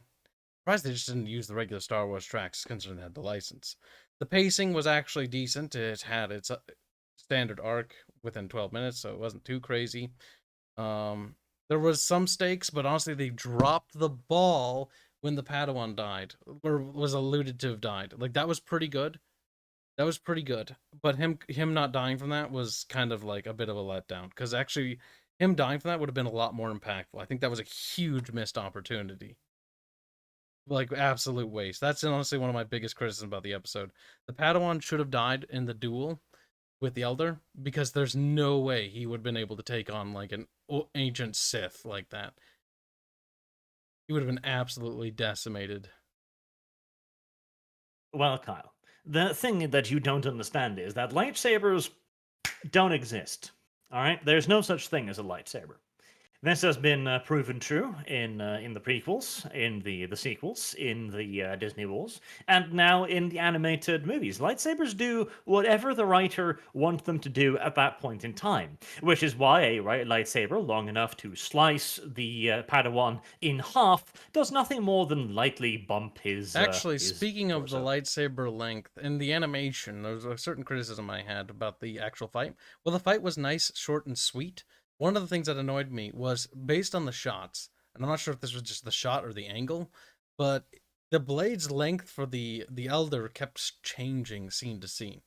That Yes. annoyed me greatly, because it's like, okay, at first when they do the establishing shot with him drawing his blades and stuff, I was like, oh my god, like, those are really tiny. Those are really tiny little daggers. And everybody with me that were commenting on it were like, those are tiny. Those are tiny as fuck. But yeah, honestly, I did like that the fights weren't overdone. They were a little bit more reminiscent to the originals, where it was more about the characters and them talking to each other and engaging with each other, and then basically focusing on just ridiculous choreography, which kind of is what the prequels did. Well, I enjoy the prequels. I think the originals had better fight scenes because they were short and they got to the point rather than whapping at each other for 30 years. I like the choreography for the simple reason that these are supposed to be really powerful warriors. I mean, they can bat laser bolts out of the air like it's nothing. The idea that they would fight like bat is dumb. Yeah, I think the fights would honestly be short. It'd be basically who guessed whose moves first and who used their force sensitive powers and were able to accurately predict the correct action. Because force sensitives are able to see possibilities in the short future. So it's like, okay, they're trying to guess what each other's going to move while also kind of knowing what they're going to do. I think canonically, a fight between two like high-leveled force users should be almost anime fighty. Like they should be attacking each other really fucking fast, but the fight itself should be really brief because they wail at one another super quick, blocking, deflecting, parrying, jumping around, because they're also incredibly physically powerful as well because they can use their force to enhance their physical traits also. But it would probably be over quite quickly. Like more of an actual duel. Oh, the kill scene. I actually enjoyed the kill scene for this, where like he actually kills him, and he manages when the elder's distracted, he just takes his lightsaber, turns it off, and holds it to his chest and turns it back on. That was nice. See, I thought that was a good move, but at the same time, there's an opening there of like 3 seconds where this incredibly ancient, incredibly powerful, incredibly veteran Sith is just like da da da da da. That's honestly, I'm gonna wait to move. That was just honestly a little bit of too much cinematic pacing because they were trying to show you that the Padawan was still alive. I wouldn't have minded if the Padawan was able to give off his last words, but the fact that he survived the encounter honestly is the part that disappointed me, because it could have been a much more impactful story had the Padawan died. I feel like that was actually the thing they fucked up on this. The Padawan should not have lived to survive the encounter. I just watched it now. The Elder stands fucking still for 8 seconds during all of that. Yep, while the camera's trying to... Well, they're trying to convey all the other story beats, but the issue... That's the issue with, like... They're trying to convey everything that's going on, because the scene's actually fairly complex, but the time is like, okay, well, actually, he's been standing there for 8 seconds. Yeah, but what they should have done there is they should have slowed down time. Instead of having this elder stand there for 8 seconds, they should have gone a slow-mo scene where you see the raindrops falling, like really super slow-mo, and you see his eyes moving to the Padawan just slowly. Then you see on the background the lightsaber, the green glow disappear. Then he looks back like, shit, what just happened? And then the green light reappears just as his eyes turn back, and you look down to see him stabbed through the chest. That would have been a really good, but I think the issue with, again, that these shorts have in their actual defense, I'll actually say something, and they're sort of shitting on them constantly, is that they didn't, none of the studios seem to have put the actually, no, maybe that's a criticism. They didn't really put the budget in it. Like, all of them kind of felt like they had a couple of scenes where they put some of the money in. The fight scenes where they did, but to do the scene you wanted, they'd need a lot more frames. A lot. Because in order to get that slow-mo feel right, you need a ton of frames of slowly moving pictures. But that would have been a really cool way of doing it. I think your solution to that would have been actually pretty nice. It's a shame they didn't go with that, because I think that this one actually had a lot of potential, and well, it's not, in my opinion, it wasn't bad. It felt kind of Star Warsy. In fact, I remember the general mood of everyone else was that, oh wow, I think we finally watched something finally Star Warsy. Because it had the idea right, and while it didn't tell you what era it was in, I could only guess, because this one alluded a little bit better, because it was like, okay, like, he talks about how Sith haven't been around for a very long time, like, they're basically extinct. But that's also kind of interesting, because the Sith dude, or the Dark Jedi, which could be mistaken as a Dark Jedi, honestly, basically blew up his ship. So it's like, it felt like there was this underlining plot, like there was something much deeper and darker that was going on here that could have led into another episode. Like, what this was probably like High Republic era, honestly, where they're like, oh, Siths are half remembered, like ghost things. Yep, and so he wanted to also destroy his ship, because like, no, this is secret. Very much. Honestly, it had some good beats in it. Honestly, I wouldn't mind if this got pursued and got an actual, like, show.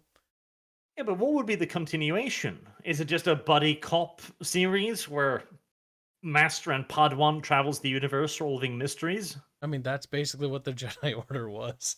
Yeah, but that's not a particularly entertaining story, and it's not particularly expansive either, because this was a self-sustained story. It's self-contained, I mean. I'm not necessarily now, the Ninth Jedi this... you could make a series out of, but the Elder was like, that's a one-off. This right isn't there. necessarily what I'm saying, like, the core ideas from this. Not saying that this specific show.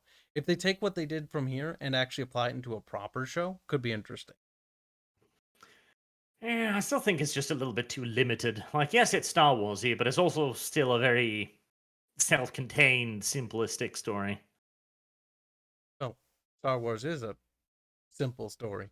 Like, the first movie is just the hero's journey. Like, Star Wars was never a super complex thing. And honestly, in order to make good Star Wars, it just really means just following the form.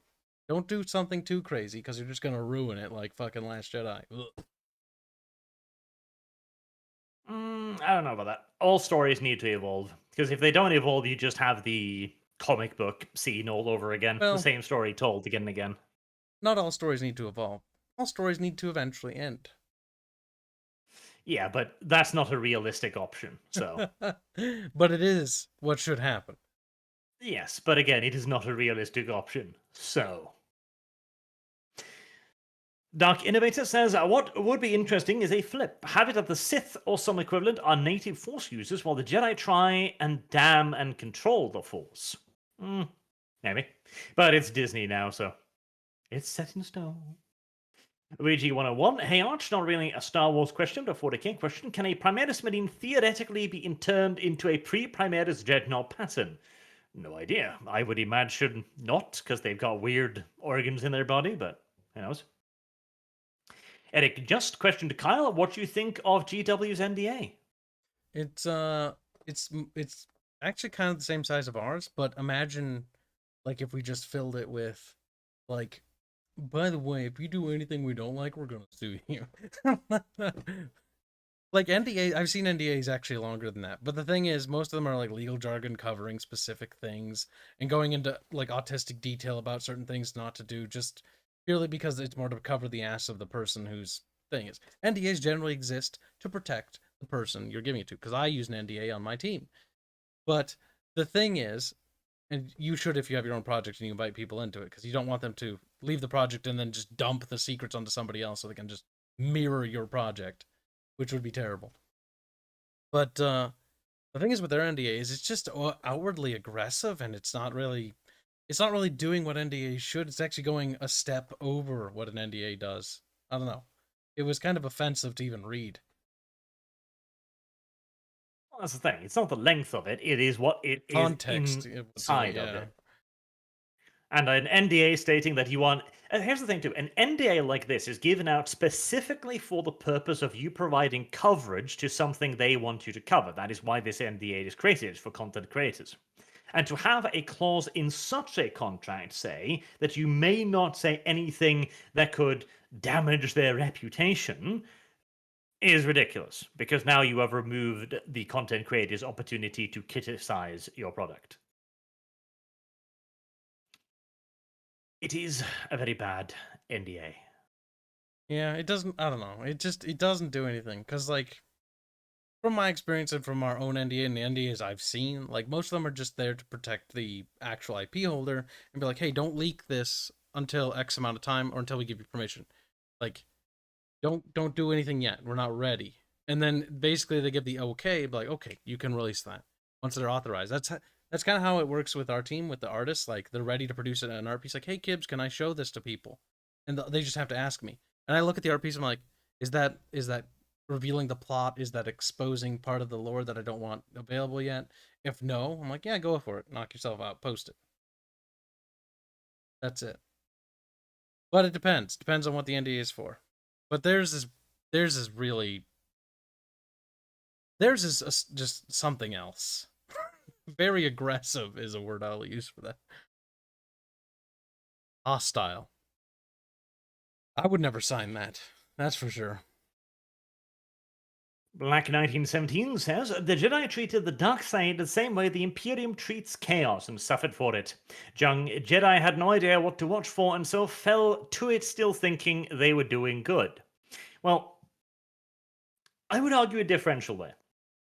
Because chaos is not an intrinsic existence in the universe. Chaos is something that can be locked out by denying knowledge of chaos. Chaos does not exist. How do they put it? We don't need chaos, but chaos needs us. Chaos cannot exist in a world where chaos is not recognized as existing. So banning all knowledge of chaos is the natural thing to do, because the moment you inform anyone of chaos, even to the extent of trying to fight it, you have now acknowledged the existence of chaos. You have, by acknowledging its existence, by trying to arm people with the knowledge to fight it, guaranteed its existence. Now, in Star Wars, on the other hand, yes, they should absolutely tell people about the dark side of the Force because the Force is intrinsic to the Yep. Star Wars universe. It is a natural force. It flows through everything. It binds everything. Like Yes. Force users keep coming through. That's why I like the SWTOR arc about that organization that's like, okay, Sith uprisings keep happening, the Republic keeps fighting, these wars never end. Let's try to do something about it. Let's try to make sure that if it does happen, we can contain and control it.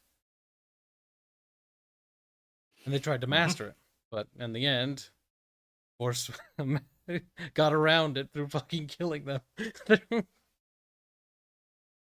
But it's a really interesting story, and that's the differential. Like, the world should be taught about Force users and should be aware of them. They should be taken away to be educated, because if left unattended, these people with this amount of power are easily corruptible, because they become unhinged, because it doesn't take much. That's why there's these different like orders that exist to try to contain. Even the Sith try to more or less harness it in a certain direction, because if left unattended, it goes chaotic.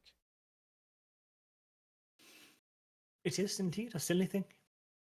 Boag says, at Kibbs, nerd. That's true. I just like Shame on you, Star pal. Wars. You don't even like Star Wars. You're just a little Kyle. Yes, I do. Republic Commando I is know. the best Star Wars game. Or one of the best. I have so many. But it's one of my favorites. Oh, don't worry, Kyle. We're moving on to a much better Star Wars now. No. Episode 8, Lop and Ocho, everyone's favorite furry. And a furry that exists for no other reason than because somebody in Japan thought to themselves, Westerners are pretty degenerate, right? Yeah. What do they like? Just goes on DeviantArt. Oh. My Okay. first 3 criticisms are worth reading before we do anything. Name of the planet is Tau. Big cringe. Ew, furry Yes. planet. But that's actually retconned later, because that's actually, Well, it's not a furry planet. She was a slave. Is it a furry planet? Because there appears to be at least a bi planet. What would be the term for that? Because there seems to be 2 dominant species.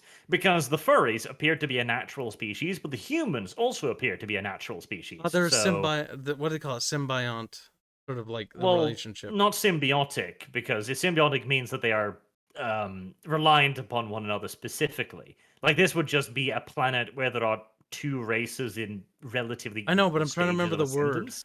Because Qui-Gon Jinn referred to that when talking to the ambassadors from Naboo and the Gungans, because they All both right, share yeah. the same world in the same way. And that's why he was trying to convince the Gungans to get involved in the Nabooian affairs, because their fates are interlinked. Yes. But yes, this is a planet with a population of furries and a population of humans, and Shut up, such all is life. dog. You're a furry. He's like, you furry. Yes. Doge is trying But he to is a dodge. self-hating furry. Now, this one has stupid in it, but all of them have stupid in it. And it's not like the goddamn movies are free of fucking stupid either. There's one point in particular where Ocho drags the little furry down to the beach and drowns it. No, that's unfortunately not what happened.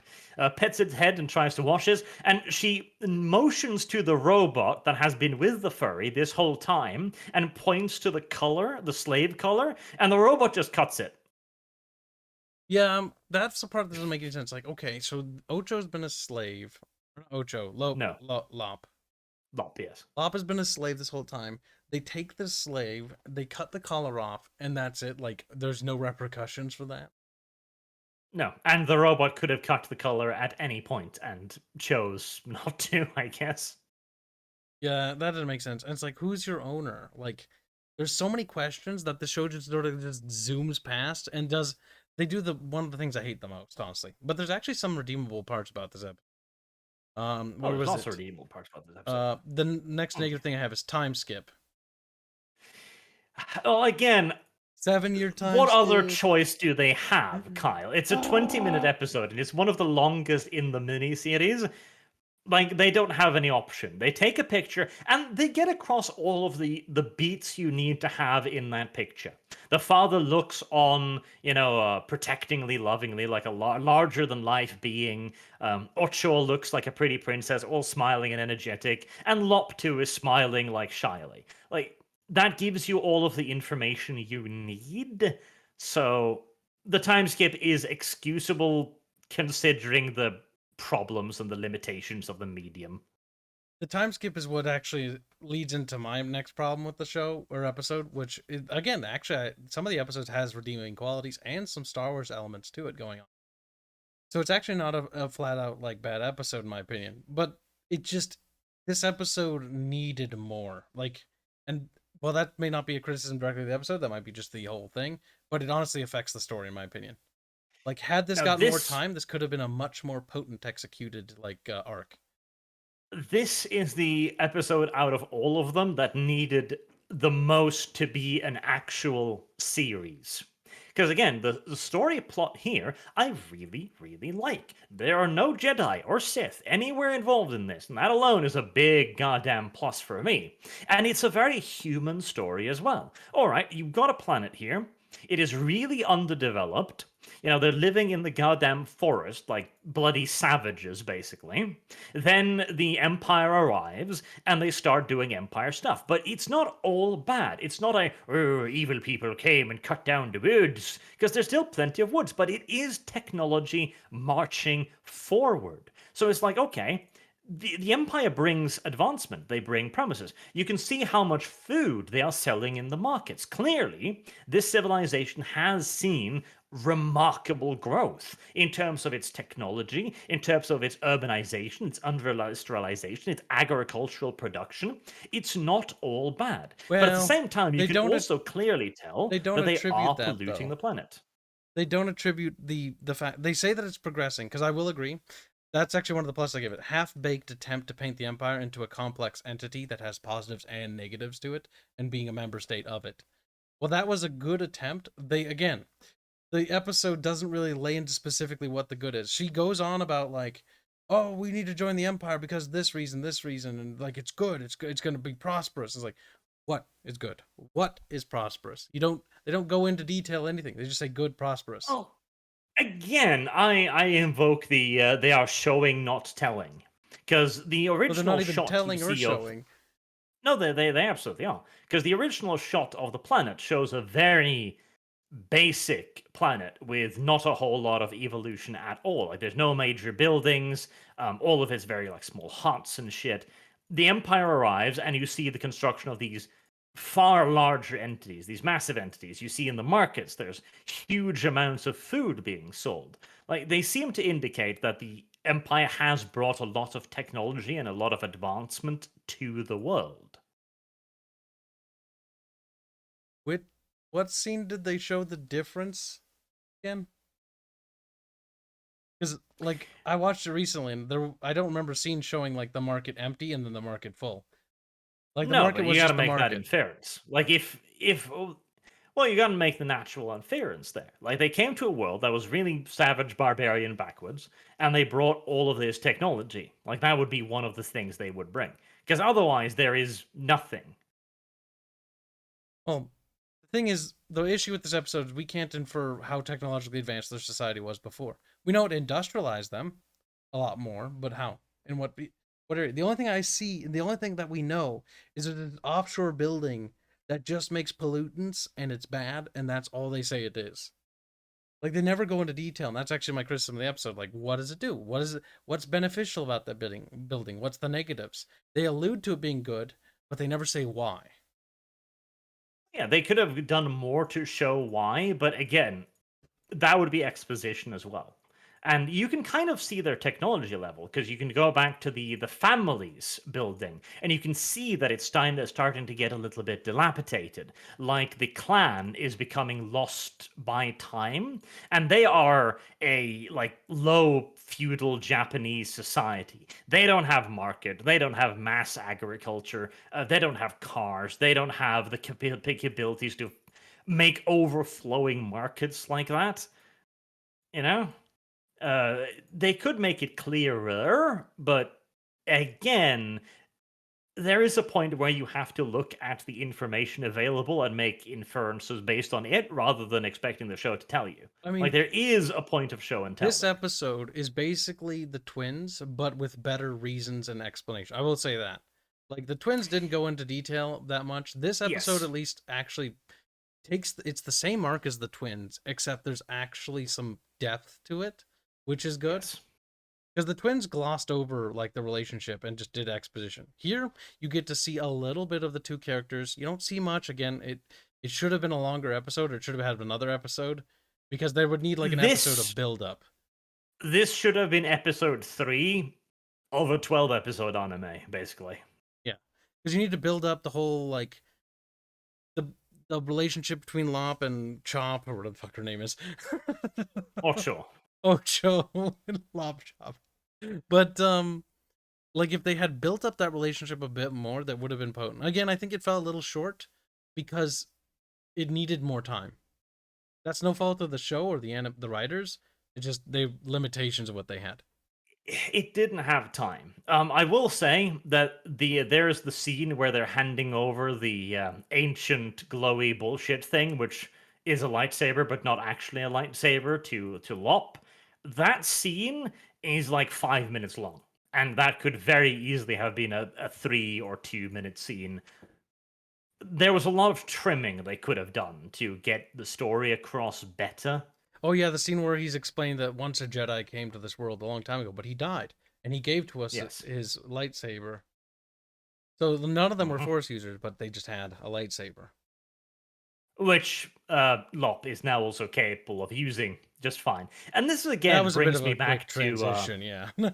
Yeah, brings me back to the Ninth Jedi. Again, when she gets given the lightsaber, that's okay, because she has clearly experience in using it. Lop, we assume Lop has some combat training, as she uses like a dagger earlier.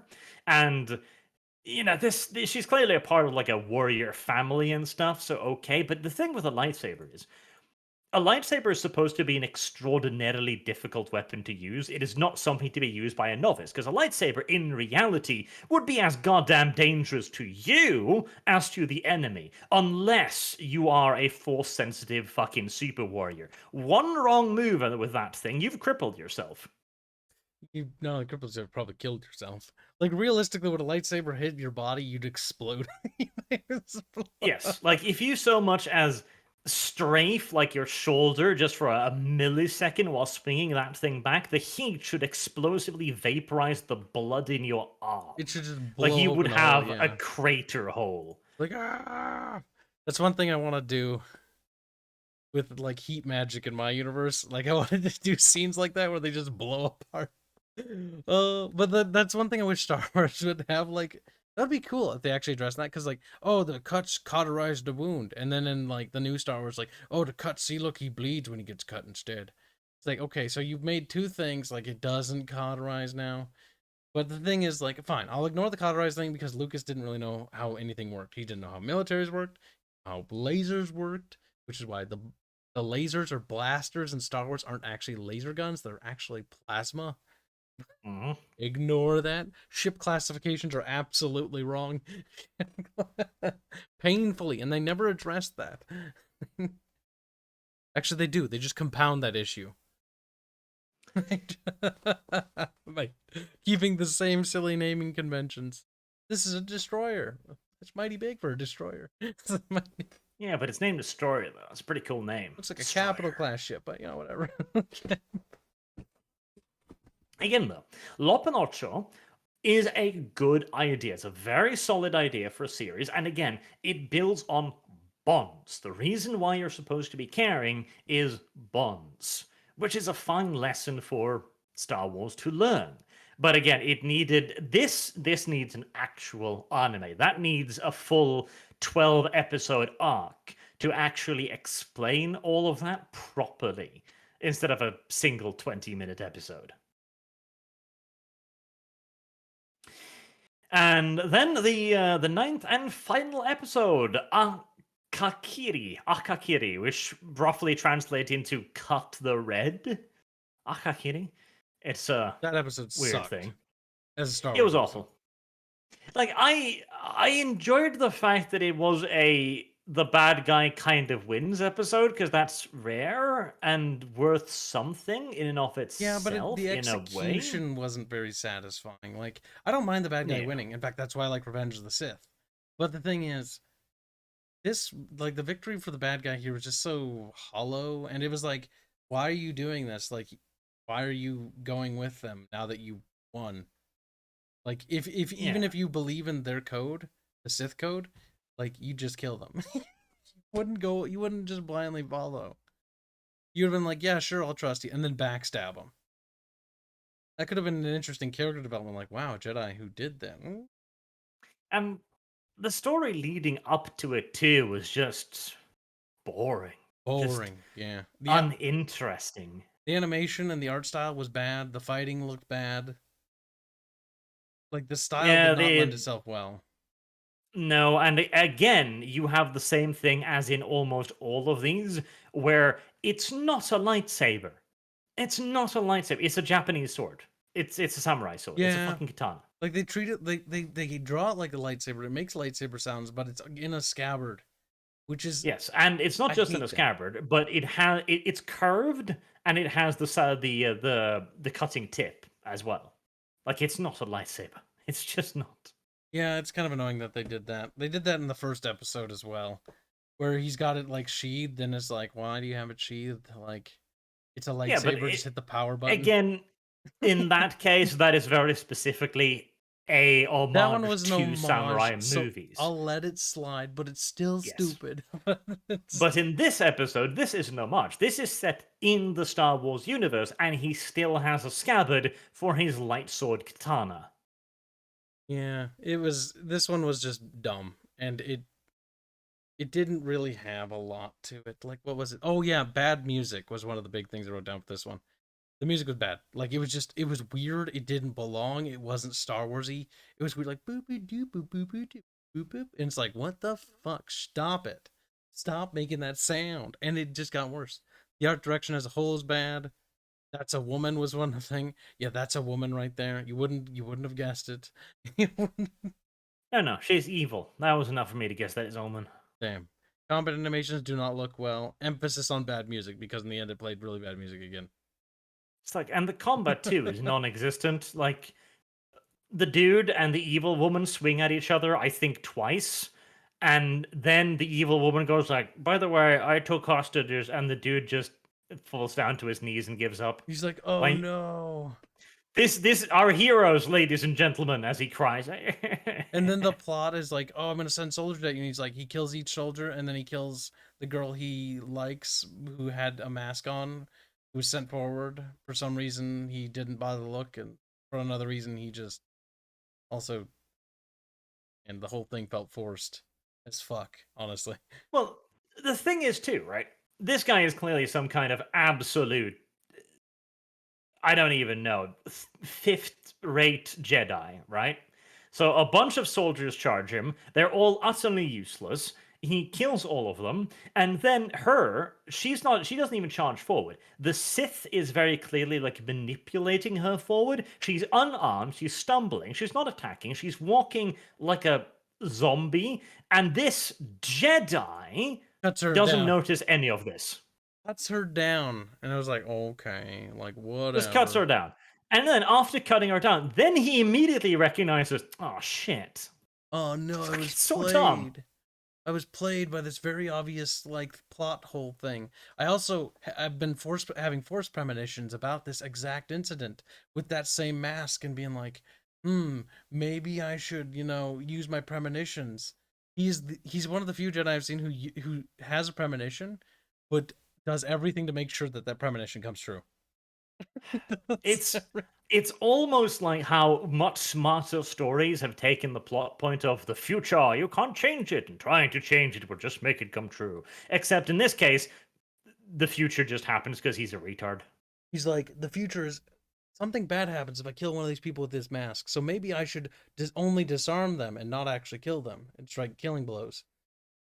No, that was way too complicated thought process for him. Far too complicated. I should definitely slice this one that has no weapon and isn't moving threateningly and is just stumbling forward towards me. And also, another thing too, I don't think they ever showed the scene where she is captured. She's just kind of there, and she's just kind of dressed up in all of this nonsense. and her arms are clearly bound behind her back. She's whimpering, staggering, and trying not to go forward. It's muy dumb. When she Muy could just dumb. say, "Don't, it's me." Like, she could just say that, by the way. I'm presuming the Sith is doing something. You're giving it too much credit. You're giving it too much credit. The Sith ain't doing shit. Look at that monstrosity. That thing can barely keep its face normal. Actually, Also, can't. I want to add too that once he slashes down his girlfriend, the Sith is just standing there with no lightsaber, no defensive posture, no nothing. He could have just taken a half step forward and go like slash. How stupid of you to just stand there. Just like the old man who was like, "Oh, are we not fighting anymore? I'm just gonna take a. Why did you stab me through the heart, you cheating whore?" Look, he was actually still fighting. He was distracted. Like, well, I almost got murdered by that dude I didn't Oh, kill. I kind of guess I understand why he got distracted, because suddenly the person he sliced in half with his lightsaber is just back to life again and throwing his lightsaber at him. He's like, I would what be the- confused too. Like, you're dead. He was laying pretty lifeless, honestly. Like, he was pretty convinced too. Good act. And honestly. again, he cuts him in half with that bloody lightsaber. Like, the length of that thing, the slash at close range, that thing passed through his entire body. But no. No. I still think it would have been more interesting had the Padawan died. I'm just saying. Because then his master could have gone all butthurt and been like, "Rawr, I'm gonna be evil now too. More compelling. Eh, my lightsaber bleeds now too. Chuny Bew. Eh." Star Wars is really gay now that I come to think of it. That's interesting, Super, when you get to that one. In regards to the conversation that we had about the 9th episode, where it was set. Maybe. That'd be cool. Jin Hong Liang, chain blade, but with lightsaber projecting teeth. XP, also the older version of red crystals, just being a synthetic crystal is better than now. That's true. They had a thing back in the day too when it was red because it was a special crystal thing made by the Sith because they were like, well, we can't be bothered mining this shit. Like, we Sith, we make special crystals. We have a special process for making our crystals. And then they're like, I touched the lightsaber red now. Like, it bleeds. Shit, hey, Chancellor Palpatine, can you just hold this lightsaber for a second? No! I still kind of like that better than the whole, like, we have special colors for our things. In which case, every Jedi should carry a red lightsaber. Honestly, like, that would be so. What Luke should have done is he should just gotten a red lightsaber and just walked aboard the Death Star, and everyone stops him like, "Hey, who are you?" He's like, "I'm one of you guys." "Oh, sorry, sir." Why would they be one of them, though? Because, like, basically all His Force lightsaber's users fucking were red. genocided. The only 2 Force users within the Empire and the old All canon. Force users were genocided, except for all of the ones that conveniently popped up afterwards.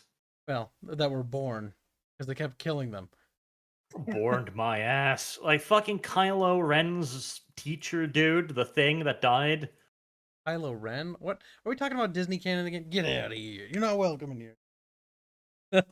They weren't dead. He's they like, were just it's conveniently my aside. stream dough. It's like, not anymore. Get out. Disney canon. Maranga 2, I shall carry on shilling Saga from Gripping Beast. They currently have a sale on miniatures to commemorate the lone Viking at Stamford Bridge. He was a Chad and he killed lots of Englishmen. A fine achievement. Rude. Murderer. The English shall suffer. You're not English, Kyle. You're potato. Something. I have no Irish legacy or whatever. And even if I did, it wouldn't matter. I'm American first. No, you're not. Irish person. Look at him desperately reaching. I'm not a plastic patty. Get out of here. Mark Deshane. Okay, Arch. Which Twi'lek character is the best waifu? None. Say none. Twi'leks are a weird thing, okay? Because Twi'leks are like, oh, these are really sexy. I really want myself a Twi'lek sex slave. I'll look at them and go like, are you sure? Weren't they made by the Radicon or influenced by the Radicon to be just slaves, if I remember right? Like, their whole Ted Tail thing was made so that they were easier to, like, punish or something, if I remember right. Like, Twi'leks are an unironic slave race. They also live on a fucking awful planet. No, I'm pretty sure they're an actual species. I think. I mean, I'm pretty sure a lot of races use them as slaves because they're pretty much considered like the slave race. Oh yes, a lot of species do use them as slaves because they're stupid, and all their vital organs are exposed in sacks hanging next to their heads. Makes them easy to kill. And they never ever choose to armor this area for some reason. Like, you could just wear a helmet. How big Like, would that helmet be, though? It'd be like a brick. It wouldn't have to be even that big. Like, you could surely make a helmet to fit in their head tentacles. That wouldn't be that goddamn hard. Listen, all And I'm not to saying... mention, no matter how heavy this brick helmet would be, isn't it better than having your ball sack hanging from the side of your head? Yeah, I disagree with you, Art. The easier they are to kill, the quicker we can get rid of the Twi'lek problem. My Twi'lek waifu is the Sith one, the one with the black patterns, whatever her name is. I don't know who she is, Damn but it, you like a Twi'lek character? It's almost as bad as liking a Cathar, you sick bastard. I'm not saying I'd enjoy sex slaving that thing, but if I am forced to choose, it is the one I will choose. I hope you wake up next to a Cathar.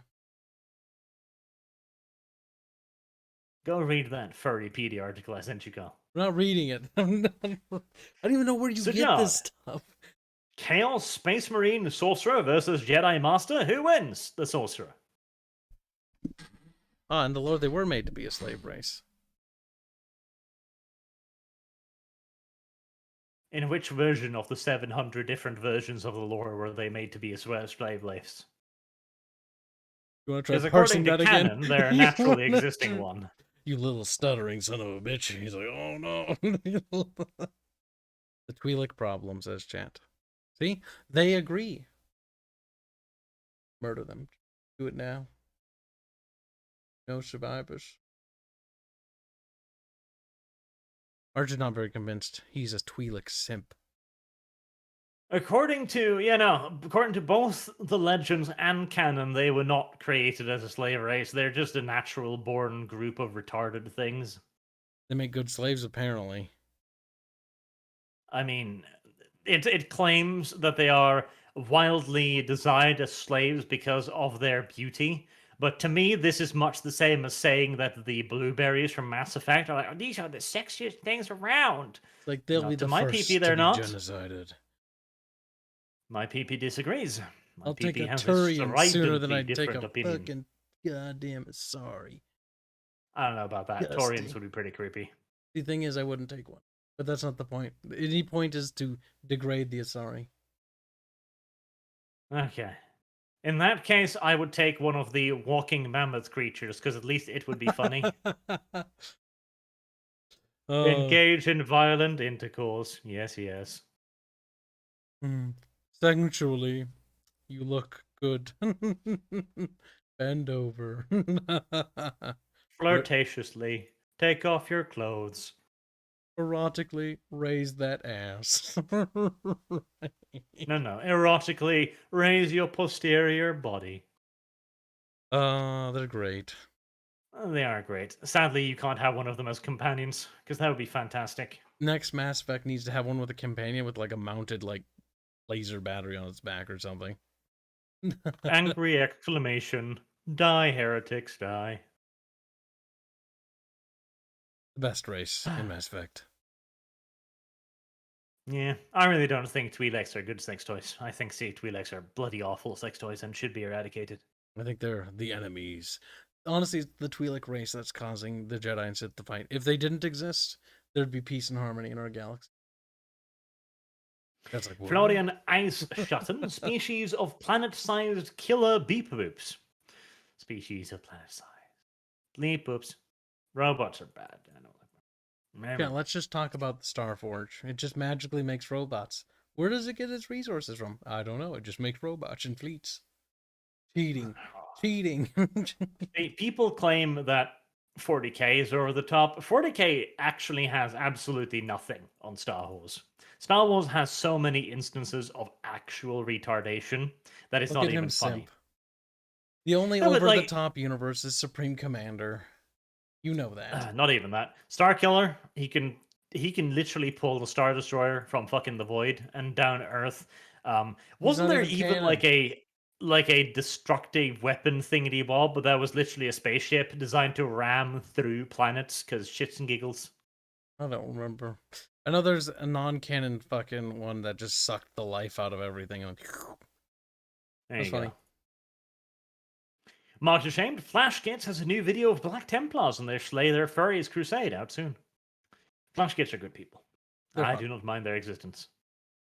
Black 1917, that's exactly my point, Arch. The Jedi actually thought that by ignoring the dark side and vaguely warning against it and never explaining what it was or how it corrupted, just that it did was enough. Turns No, out the that's Jedi were not stupid. canon, you fucking monkey. That little black Kyle, 1917. you don't even get to say what is and is not canon in Star Wars because the canon is like 7 different variants at this point. I do Like, need to you say need to that. specify what canon are you speaking of? Are you speaking of old canon? Are you speaking of Disney canon? Are you speaking of legends? Are you speaking of extended universe, etc.? Calm down. Make it chill. Wasn't even talking to you. Yeah, but like, you use this argument quite frequently. It's like, that's not canon. Like, okay, and that's a fine argument, but in a series that has so many different canons, we do need to define what the hell the canon we're talking about is. Yeah, but the thing is, in regards to what he was saying, that's not what they did. They never even said that. Thing is, they literally genocided the Sith. They wiped them out. Well, Yeah, but that's not almost. what he was talking about. He was talking about their teachings after they genocided the Sith. The teachings. The teachings of the gays, the leather fetishists. Shaman McLamain, I thought the Ninth Jedi was set in the past, maybe 1,000 years in the past when the Sith ruled. Director said it's in the far future of movies. The far future of the movies. That just makes me more confused. I mean, if it was set during the time of the Sith Empire, then I guess that would make a certain degree of sense. Kinda, maybe a little bit. Wasn't it said by the creator that it was set to be after the movies? Well, the director said it is in the far future of movies. So that's a little bit broken English, so I'm not sure if he means that the director said that it was in the far future of the movies, as in after the movies, or he said that it was set in the far future before the movies. In the far future before the movies. Derp. But that was what he said to begin with, that it was supposed to be set first. They thought the Ninth Jedi was set in the past, so. I don't know. This is your fault. I don't know how to parse how the director wrote that. In the far future before. Epstein Susan Wojcicki. Susan is a disingenuous hypocrite who thinks YouTube censorship's okay, but wrong from the government. Susan should get Epstein in Roblox for demonstrating YouTuber and still have ads. Donate through Streamlabs and use uBlock Origins because fuck you, Susan. Do donate through Streamlabs. It is good because I get all the money. It is beneficial for me and you. Yes, yes. All right then. So, we can come to some conclusions after we have had our little debate. The conclusion is Kyle was wrong on every point, and the one with the little girl was the best video, definitely. No. And we can also come to the conclusion that considering the rest of Disney Plus's lineup, which is, by the way, absolutely god awful, this was actually one of the better ones, and I kind of hope that sends a message to Disney that they should head more in these experimental directions, because there are several stories in Visions that I think are really good. And hell, even the worst stories in Visions, still better than the Disney Wars series. And the rest of their stuff is garbage. Like, Disney Plus has nothing. It has bloody nothing on it right now. It is just, yuck. I mean, to be honest, my expectations from what Visions is it was purely just a PR thing to get more people to subscribe. They have zero intentions to actually go further down this road. I don't know. If it was purely a PR thing, I don't think they would have gotten this many big name studios on. I do think this was a probe effort for them to basically go, okay, we need to sell more toys, because that's the thing. The movies earned their money back, sure, but that wasn't the point of Star Wars. That wasn't the point of them paying George Lucas in like 78 Bethesda's worth of money. Dang. There was the toy sales. They need toy sales to go up because toy sales are the long-term continuous money makers of the franchise. And Visions, I think, is a way for them to go like, right, throw mud at the wall, let's see what sticks, and maybe we can monetize some of this. But we will see. They're going to do the live-action version of Ahsoka Tano next, with the same chick who played her in The Mandalorian, which she is hideous. I don't like her in the slightest, and I'm going to hate that show, but such is life. Honestly, all the Star Wars TV shows have been bad, by and large. Like Mandalorian, it's not very. It's very Marvel-esque. It's just a Marvel. The first show. episode was good until Baby Yoda arrived, and then I gave up all hope. Same. I was watching the first episode, like, yeah, the Marvel humor part with like the dude trying to escape, kind of lame, fell flat, but it's not the worst. The action scene was kind of good, and then Baby Yoda arrived, and then it was off a cliff. A cliff. Because previously, he was a bounty hunter, and he was just a bounty hunter. He was a cool bounty hunter who did bounty hunter things. And then Baby Yoda arrived, and now he's just the generic hero again. I'm no longer a bounty hunter. I'm a person with a moral compass. And it's like, I don't like you. Yep, I don't like you. You're not a Mandalorian. You should go back to playing that dude in the Narcos TV series. I like that better. The worst part about Mandalorian is he's not even a real Mandalorian. He's just a fucking watered down little fucking douche canoe. Like, he has no balls. Mandalorians don't care about war crimes. Real Mandalorians fucking commit war crimes. Hell, in Star Wars, they pretty much wrote the fucking book on war crimes. What a waste. That's mean, Kyle, and I disavow. Just saying, Mandalorians are not fucking babysitters, and they're not fucking good people. But they could be. They could be your friends. They're little warmongers.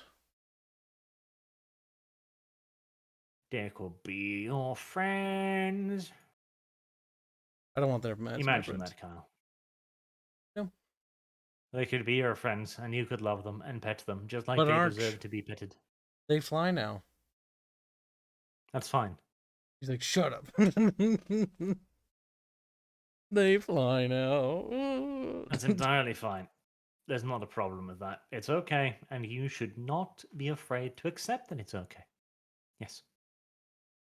And with that, I'll just post it in the chat one more time. Do go check out our BattleTech thing, because it's kawaii, and it's an adorable little waifu, and you should look at it. That is just how everything is supposed to work. And you should upvote it. Yes, this is a good thing. And there will, presumably, be RP tomorrow as well. Disco has done her disco thing.